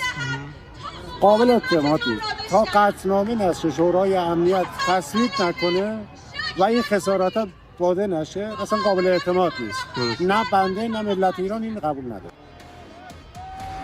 The protesters also burnt American and Israeli flags. The loud chants by the protesters sparked concerns even among the organizers, who tried to calm the protesters, but in vain. The United Nations Secretary General Antonio Guterres also welcomed the peace deal. He called on all parties to abide by the terms of the ceasefire in order to pave the way towards a lasting and comprehensive peace in the region. Whoa. After being bombarded for 40 days, Iranians get a 2-week reprieve for life to return to normal.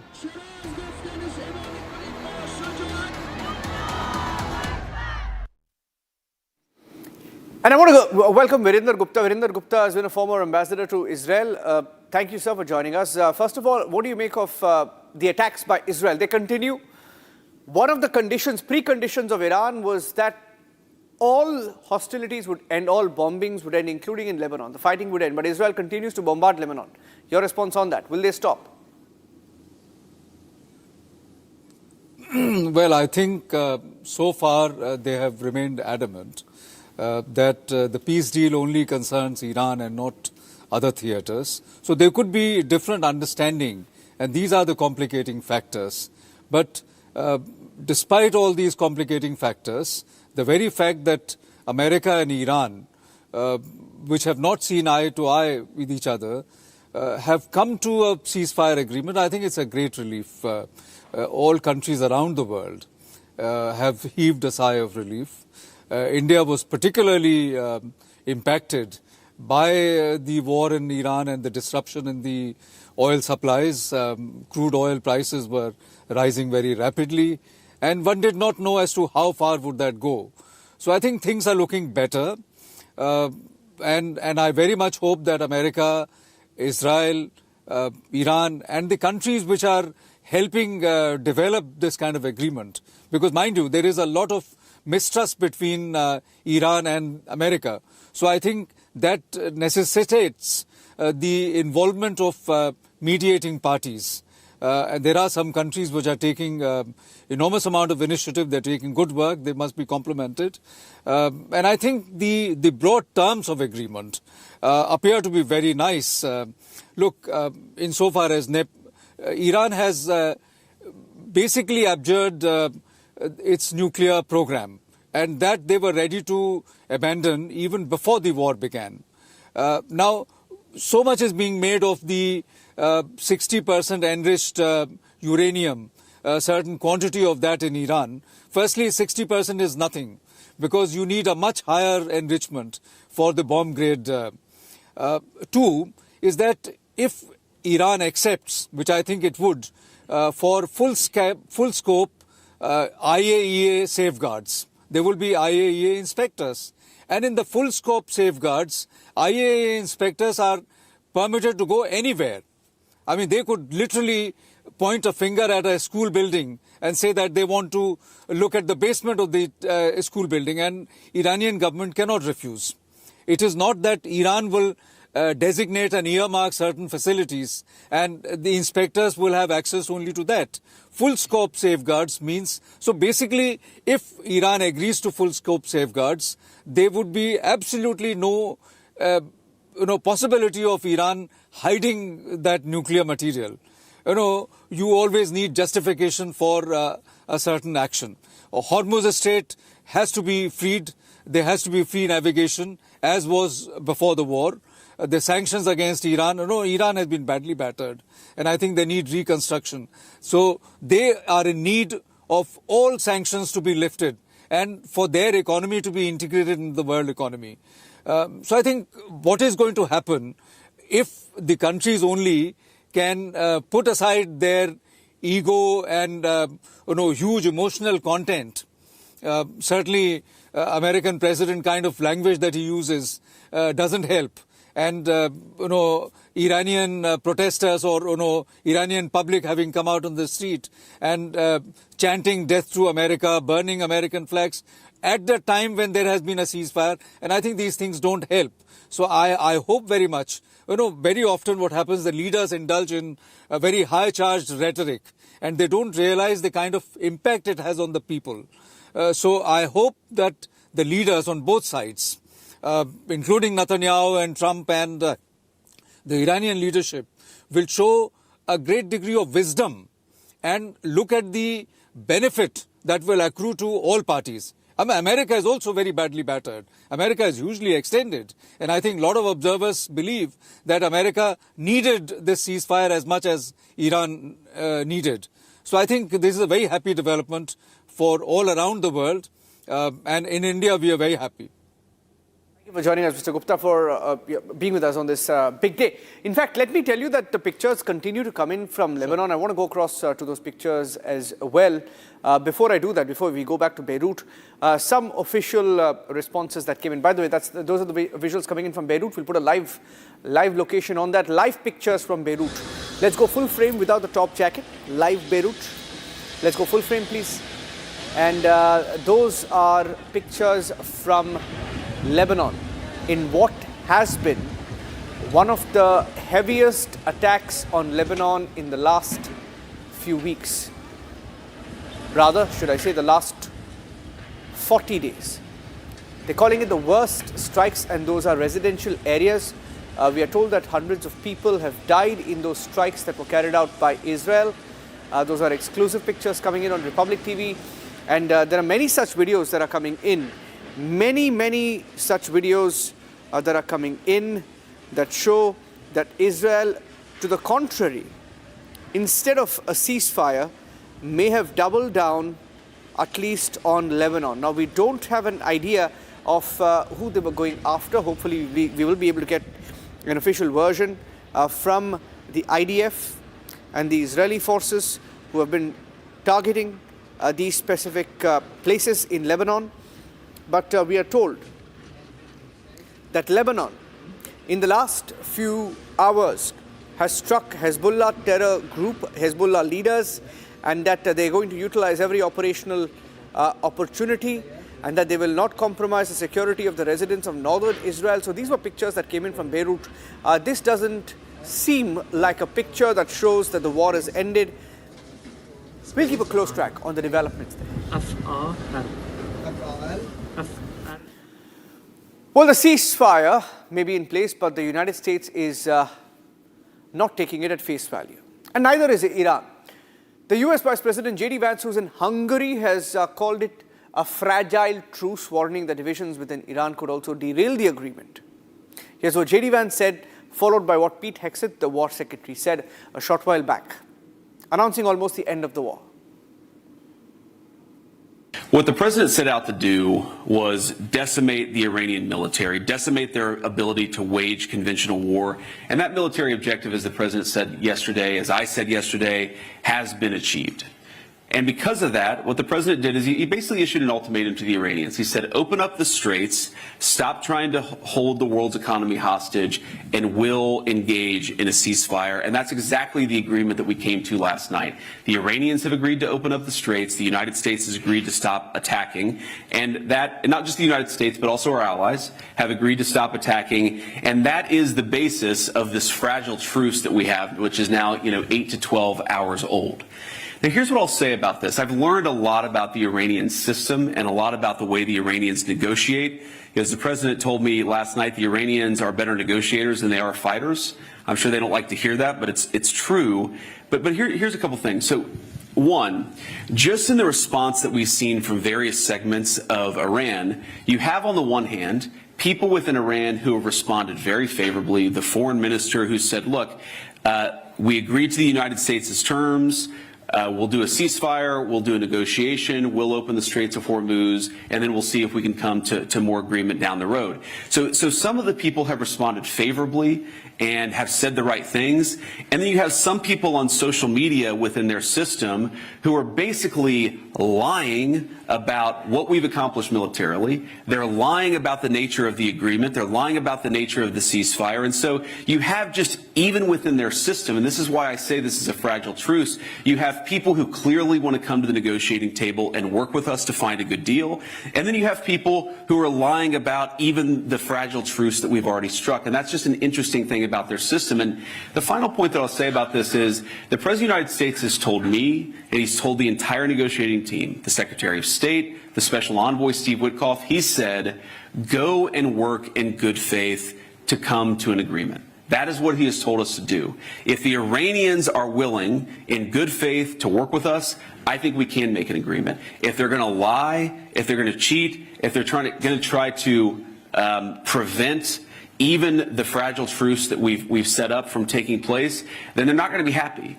Because what the president has also shown is that we still have clear military, diplomatic, and maybe most importantly, we have extraordinary economic leverage. So the president has told us not to use those tools. He's told us to come to the negotiating table. But if the Iranians don't do the exact same thing, they're going to find out that the president of the United States is not one to mess around. He's impatient. He's impatient to make progress. He has told us to negotiate in good faith. And I think if they negotiate in good faith, we will be able to find a deal. But that's a big if. And ultimately, it's up to the Iranians how they negotiate. I hope they make the right decision.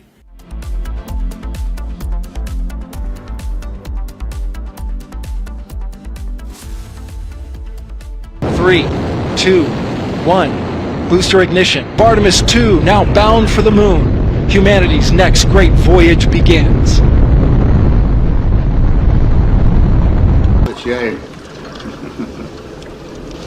Okay, overboard dump coming up.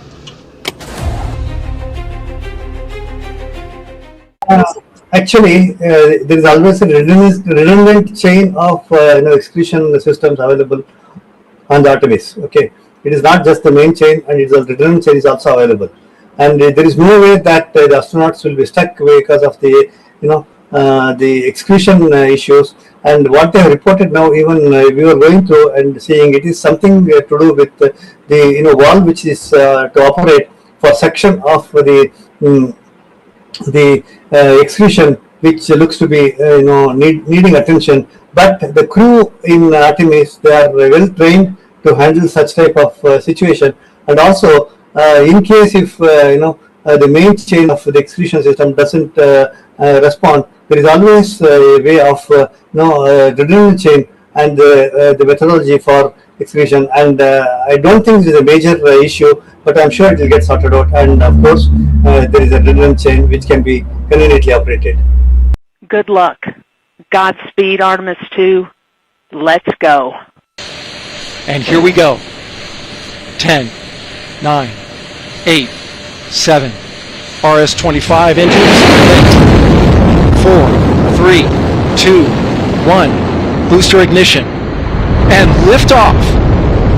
The crew of Artemis II now bound for the moon. Humanity's next great voyage begins.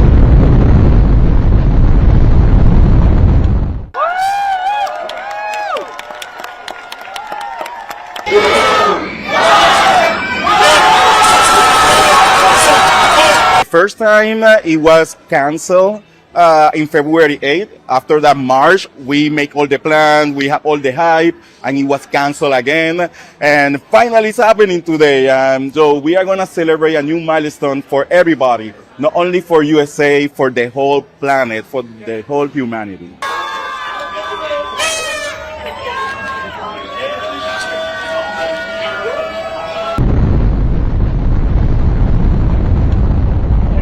Good roll pitch. Roger, roll pitch. Houston, now controlling the flight of integrity.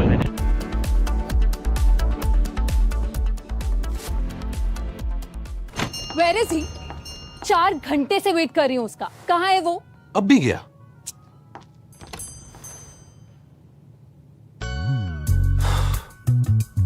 Let's continue with the shot. Sure.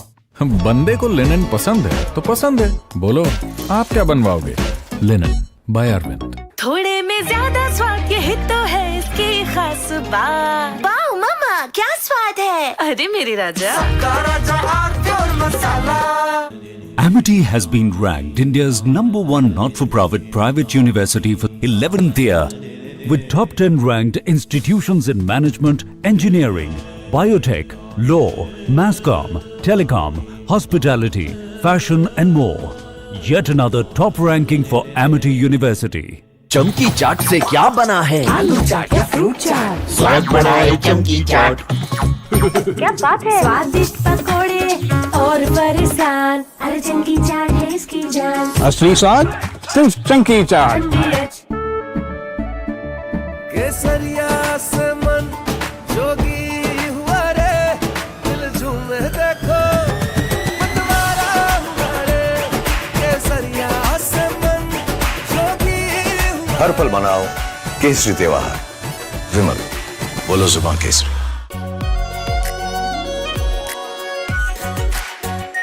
Are pure shahi paneer masala, delicious, healthy every day.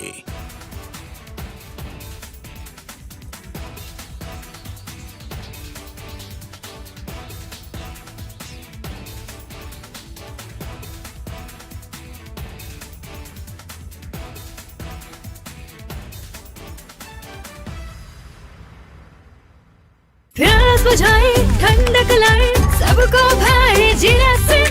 MTH का जलजीरा जीरा से।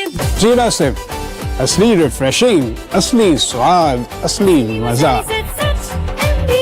MTH। 3, 2, 1. Booster ignition. Artemis II now bound for the moon. Humanity's next great voyage begins.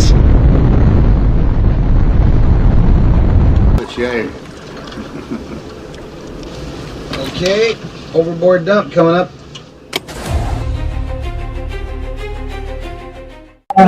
Actually, there is always a redundant chain of excretion systems available on the Artemis. Okay, it is not just the main chain, and it's a redundant chain is also available. And there is no way that the astronauts will be stuck because of the the excretion issues. And what they have reported now, even we were going through and seeing, it is something to do with the valve which is to operate for section of the excretion, which looks to be needing attention.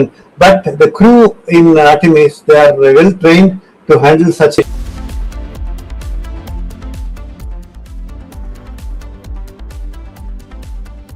Hello ladies, आपके लिए है ये comfortable sofa, गर्मा गर्म चाय और wifi. आराम फरमाइए, क्योंकि हमारा लेटेस्ट लिनन फैब्रिक कलेक्शन है ही ऐसा। वो क्या है ना, इन्हें देखने में और दिखाने में थोड़ा वक्त लगेगा। बंदों को लिनन पसंद है तो पसंद है। Linen by Arvind. Join International Institute of Hotel Management. Call 983-10-50,000. R pure suji pasta, उबालो मिलाओ और खाओ, 8 मिनट में तैयार। क्या टेस्ट है, सबका राजा आर प्योर मसाला। केसरिया से मन जोगी हुआ रे, दिल झूमे देखो मतवारा हुआ रे। केसरिया से मन जोगी हुआ। हर पल मनाओ केसरी त्योहार। विमल, बोलो जुबान केसरी। चमकी चाट से क्या बना है? सैंडविच, लस्सी और छाछ। हर घूंट में चमकी चाट। ड्राई फ्रूट और दही बड़े। चमकी चाट से स्वाद बढ़े। असली स्वाद सिर्फ चंकी चाट। 3, 2, 1. Booster ignition. Artemis II now bound for the moon. Humanity's next great voyage begins.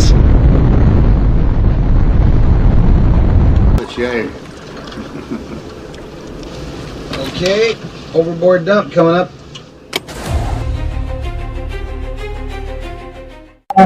Actually, there is always a redundant chain of excretion systems available on the Artemis. Okay, it is not just the main chain, and it's a redundant chain is also available. And there is no way that the astronauts will be stuck because of the the excretion issues. And what they have reported now, even we were going through and seeing, it is something to do with the wall which is to operate for section of the excretion, which looks to be needing attention. But the crew in Artemis, they are well trained to handle such type of situation. And also, in case if the main chain of the excretion system doesn't respond, there is always a way of redundant chain and the methodology for excretion. And I don't think it is a major issue, but I'm sure it will get sorted out. And of course, there is a redundant chain which can be conveniently operated. Good luck. Godspeed, Artemis II. Let's go. And here we go. 10, 9, 8, 7. RS-25 engines lit. 4, 3, 2, 1. Booster ignition. And liftoff. The crew of Artemis II now bound for the moon. Humanity's next great voyage begins.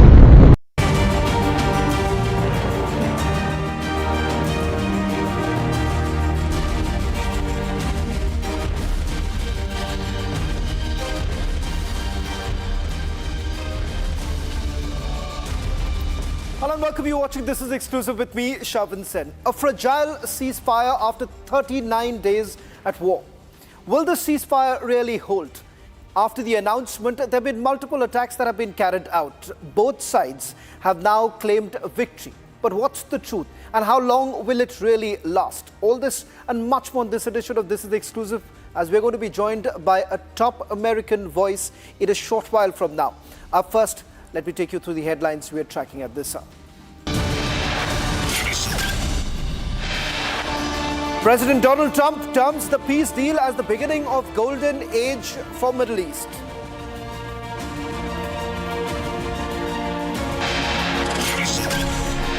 Israeli opposition leader criticizes a deal, terms it a political disaster.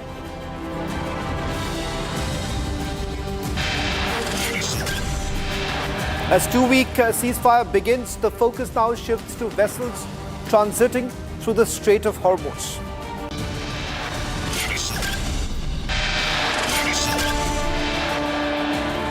Nations across the world welcome the two-week temporary ceasefire deal on Iran.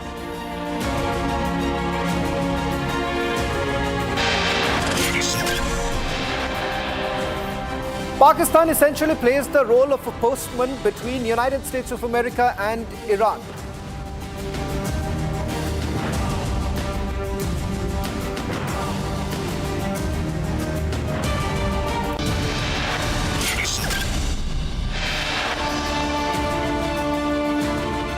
As a two-week ceasefire has been reached between Iran and the United States of America, with Iran laying down a set of 10 demands. Now let us try and put this into perspective. What are these 10 demands that have been made, or 10 conditions for the ceasefire and negotiations, which Iranians claim that the Americans have accepted? They've laid out the 10-point conditions outlining for the ceasefire and also for broader negotiation. And it goes far beyond stopping the fight. At the top of the list, Tehran is essentially demanding guarantees that it will not be attacked again, along with a permanent end to the war. Not just a temporary ceasefire. It's also asking for an end to Israeli strikes in Lebanon and a halt all regional offensive targeting allies. A key demand remains lifting of all US sanctions. But what stands out are Iran's conditions around the Strait of Hormuz.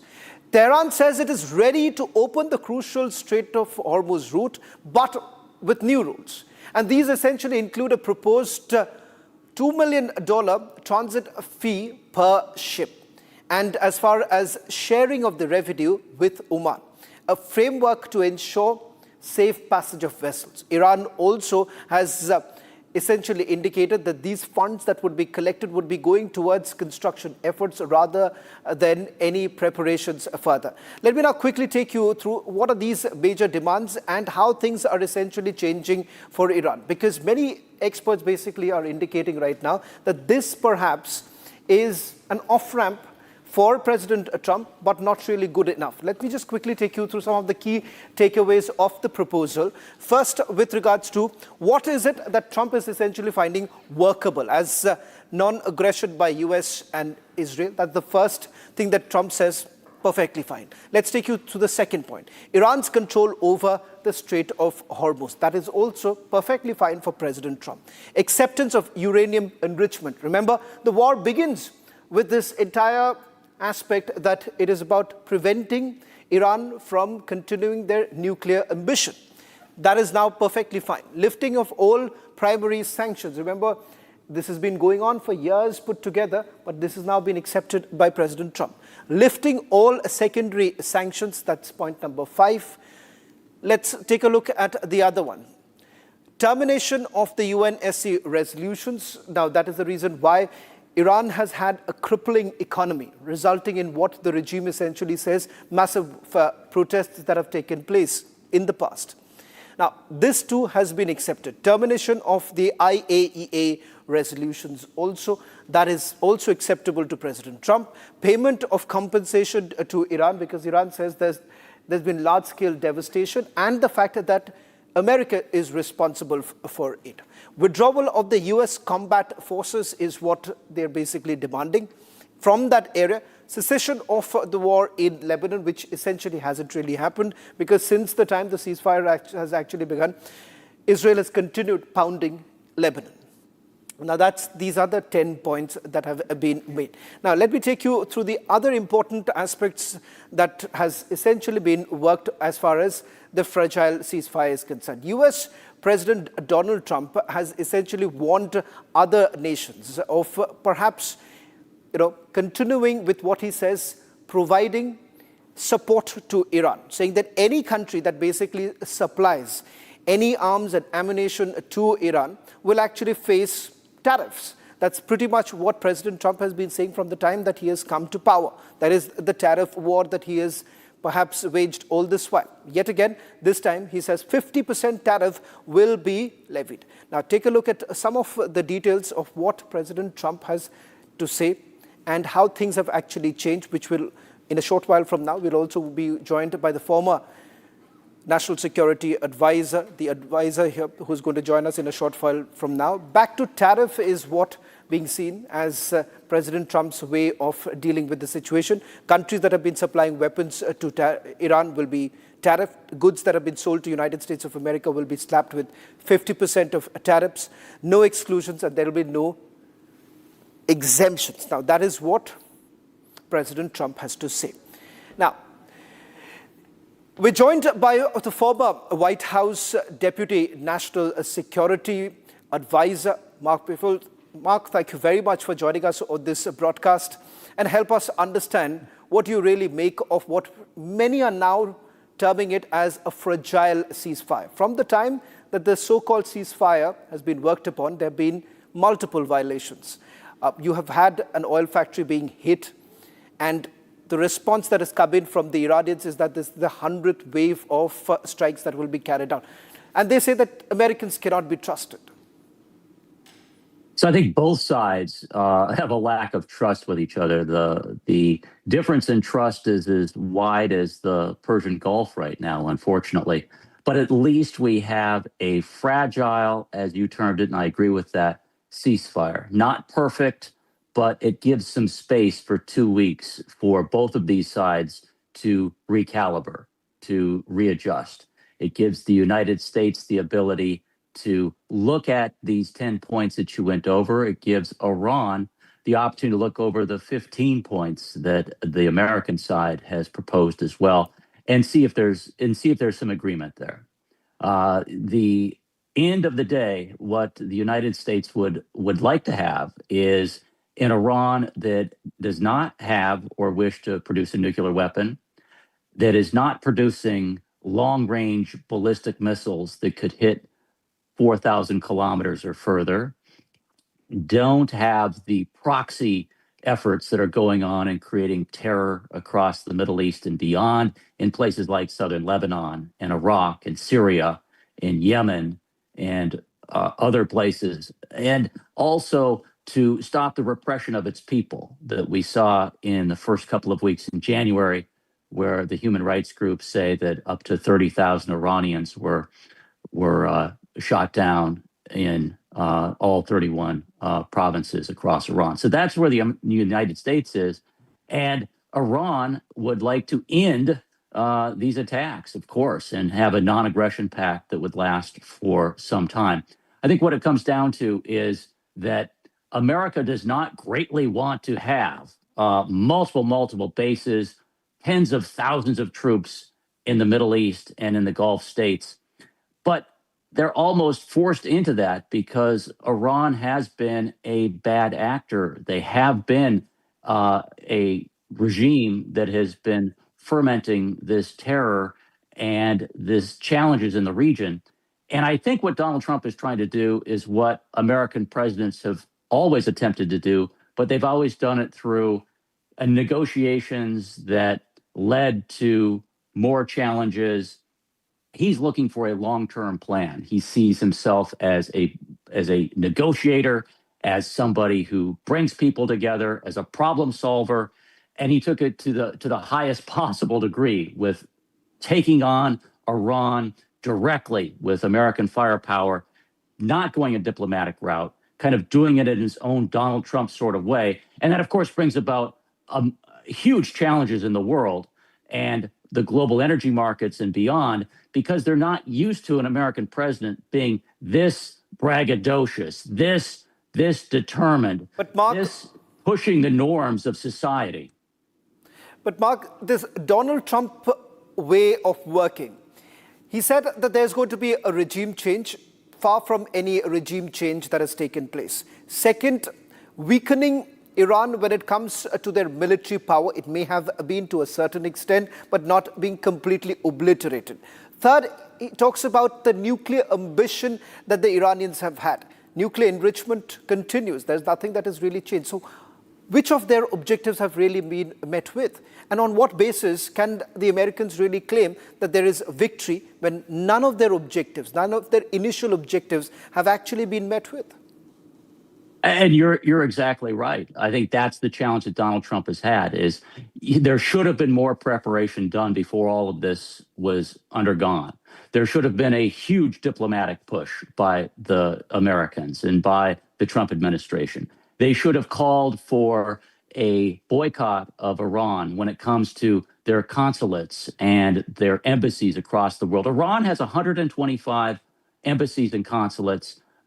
Several months ago, they murdered 30,000 of their citizens. The Americans should have made a diplomatic play first and foremost to isolate Iran more diplomatically and economically, calling on their neighbors, calling on the international community to sanction them and to isolate them. They didn't do that. So a lot of that groundwork Trump failed to do. And I think that hurt him in the end of getting more help from the international community and more support. Okay, so now we have the United States that wanted to go in and have a regime change or have somebody in Iran who they can work with, some moderate element to come out from the Iranian system, the current regime. Kind of trying to play what he did in Venezuela by taking out Maduro and putting a leader that he can work with. He thought maybe he could do that. Iran is a much different country and a much different part of the world.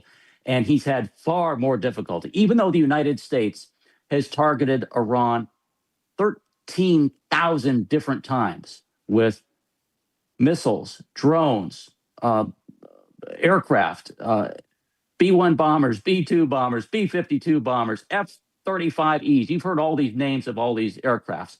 Even with this incredible military might of the United States of America, they were unable to bring down the regime of Iran. So where we're stuck with right now, after 40 days of activity, is an Iran that is economically decimated.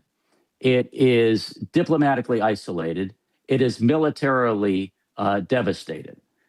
That's the challenge that Mr. Trump has. But this regime, with a supreme leader who we have never seen as the supreme leader, who is probably very injured someplace in Iran, and the IRGC, this radical arm of its military, currently in charge still, even though they hold on to it for dear might. They are not a strong regime right now. They are deeply wounded. But that's the situation we have. So for the next 2 weeks, the challenge is, can the international community, the people that have been working on this potential ceasefire that is now a reality with the United States, Pakistan, India, we have Jordan, Egypt, Turkey, all these countries that have been doing this telephone diplomacy with the United States and Iran, passing notes back and forth, passing 10-point plans and 15-point plans.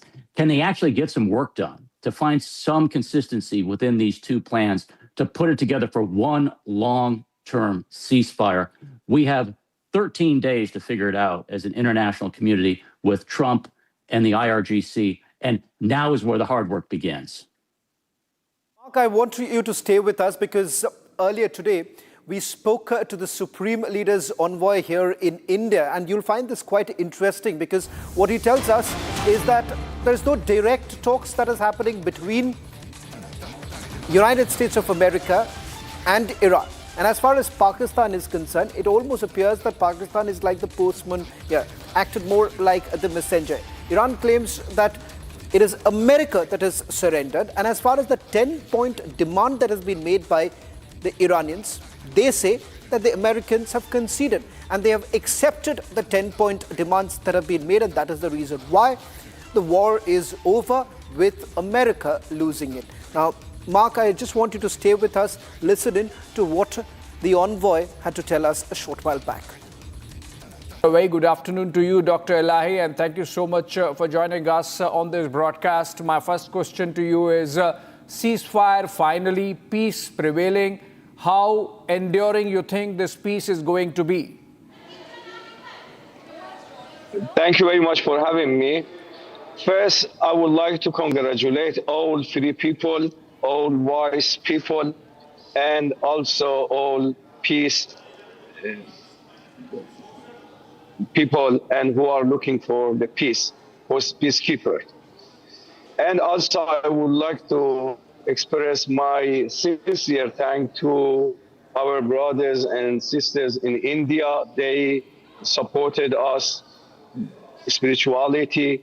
They came and they offered their condolences, their sympathy, their solidarity, and especially my thank goes to the media of India.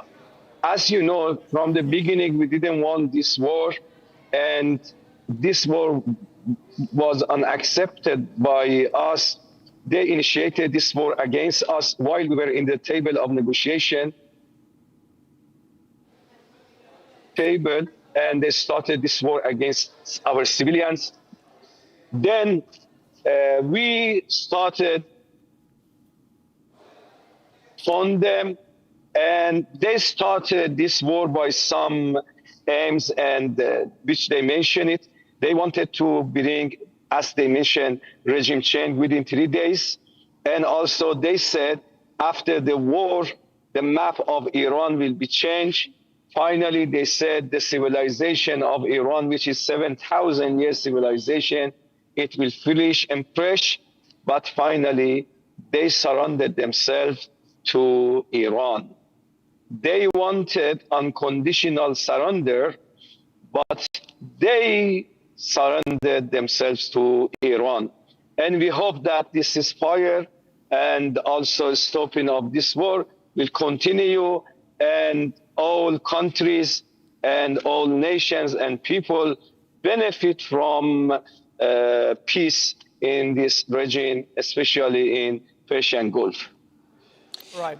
Dr. Ilahi, do you really trust the Americans right now? What really happened? Could you tell us? Because till about late last evening, President Trump had threatened that entire civilization will be wiped out. So what really changed?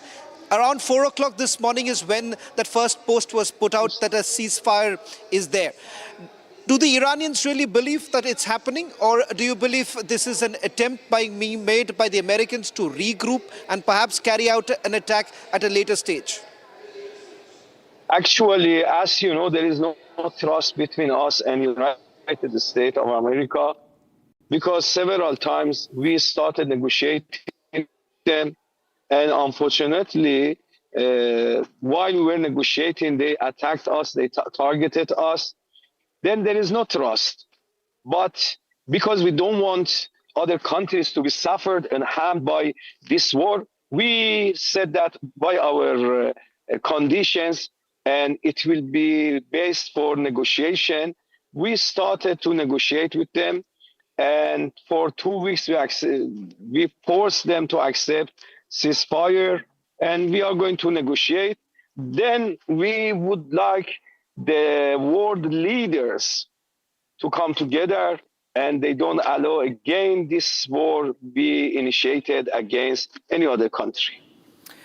Well, in fact, I'm going to now take our viewers through. Mark, you can also take a look at it, and then I'll bring you in with a comment on this entire matter. Because with just hours after the ceasefire was basically declared, multiple areas across West Asia were essentially targeted. Israel says that Lebanon is not part of the ceasefire. Can we please go to those images right now? We'll go full frame with those images that we have got. And this is how the response really came in, with Bahrain's government confirming that air defenses had basically intercepted an Iranian drone. And not only this, Kuwait claimed that about 28 drones were intercepted, which damaged 3 power and water desalination plants. Iran had also put out a full list of targets that were hit late last night. Israel has basically upped the ante by increasing their strikes on Lebanon. Lavan oil refinery in Iran was also attacked. IRGC launched 100 strikes against US and Israeli targets. On your screens right now, these are the images that we are showing. While we stay with this, this is the IRGC releasing their 100 wave of strikes that were basically carried out. Mark, if that is the case, I'm going to stay full frame with those visuals right now. Mark, with these images that I just showed you right now, what's the ceasefire that we're really talking about? Iran has carried out the 100th wave of strikes. You've heard what the Iranian envoy had to tell me a short while back, saying that we don't trust the Americans. Right. I think that's exactly what we were saying. Is this is a very tentative ceasefire, and one, as you mentioned, that likely is going to be very difficult to move forward in any way.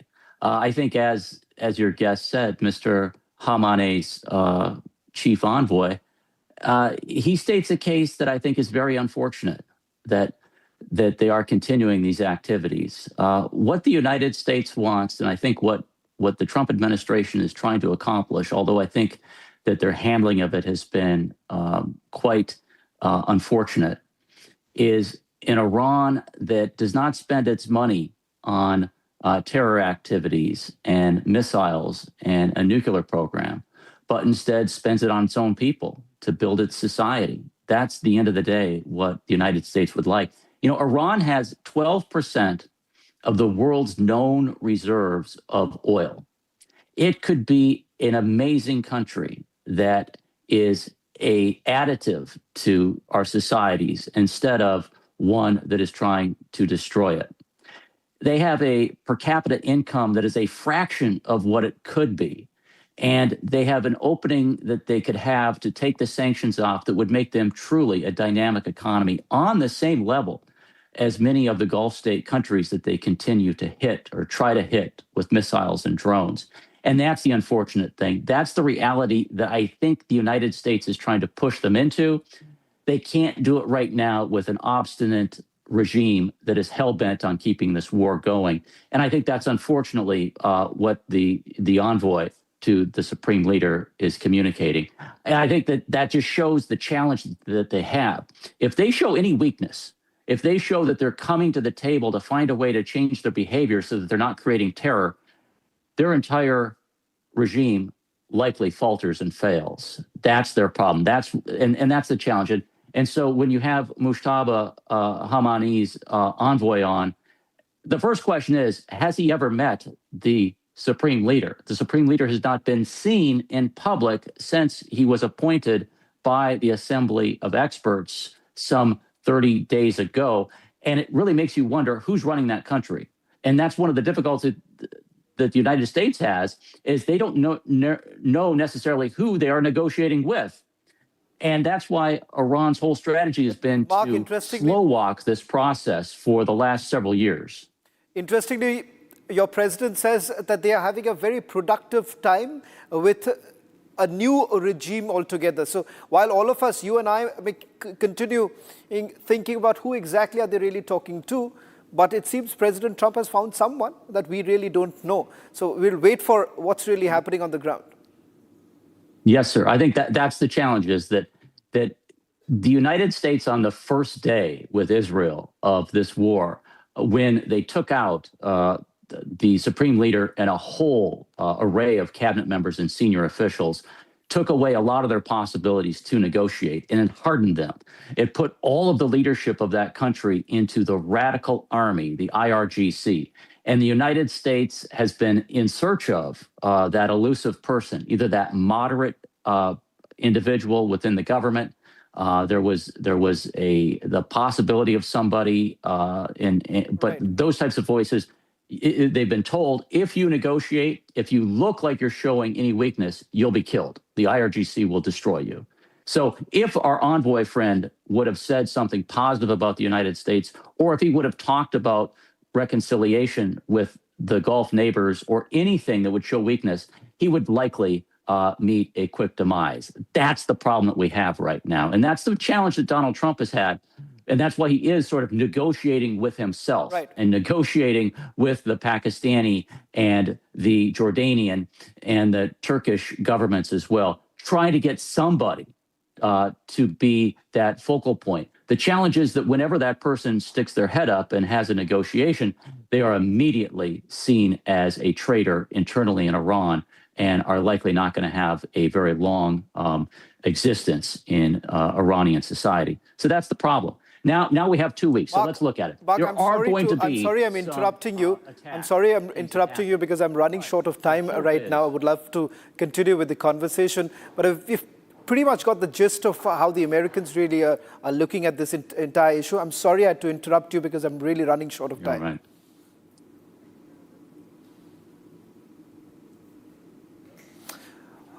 That's fine.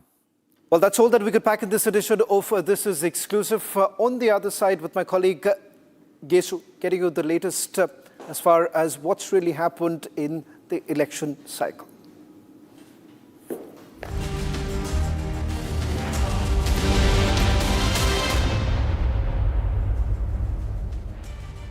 थोड़े में ज्यादा स्वाद यही तो है इसकी खास बात। वाओ मामा, क्या स्वाद है? अरे मेरे राजा। सबका राजा आरती और मसाला।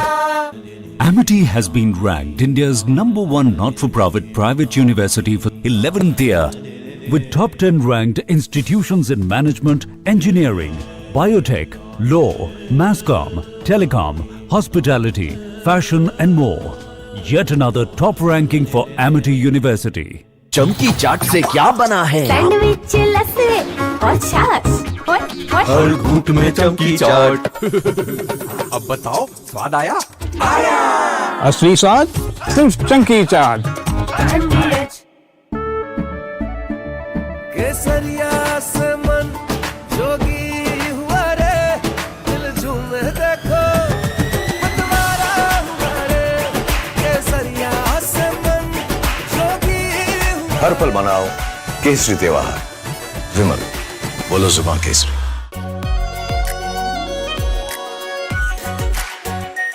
Are pure shahi paneer masala, delicious, healthy every day.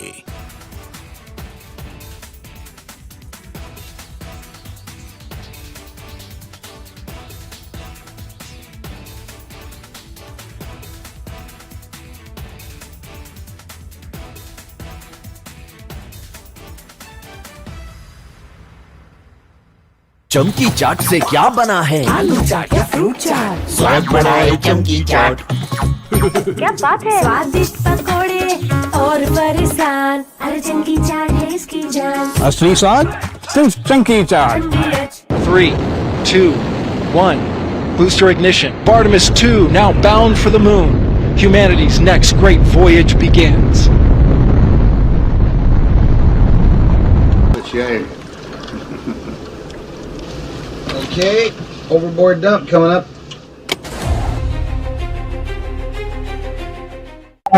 Actually, there is always a redundant chain of execution systems available on the Artemis. Okay, it is not just the main chain, and it's a redundant chain is also available. And there is no way that the astronauts will be stuck because of the the execution issues. And what they have reported now, even we were going through and seeing, it is something to do with the valve which is to operate for section of the execution, which looks to be needing attention. But the crew in Artemis, they are well trained to handle such type of situation. And also, in case if the main chain of the execution system doesn't respond, there is always a way of redundant chain and the methodology for execution. And I don't think it is a major issue, but I'm sure it will get sorted out. And of course, there is a redundant chain which can be conveniently operated. Good luck. Godspeed, Artemis II. Let's go. And here we go. 10, 9, 8, 7. RS-25 engines. 4, 3, 2, 1. Booster ignition. And liftoff. The crew of Artemis II now bound for the moon. Humanity's next great voyage begins.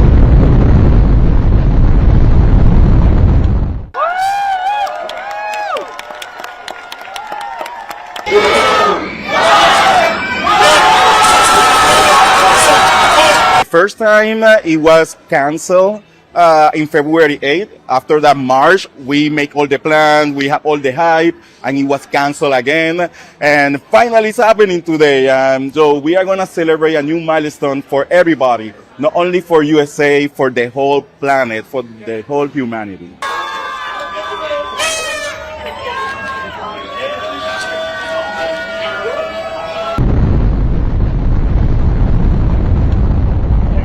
Good roll pitch.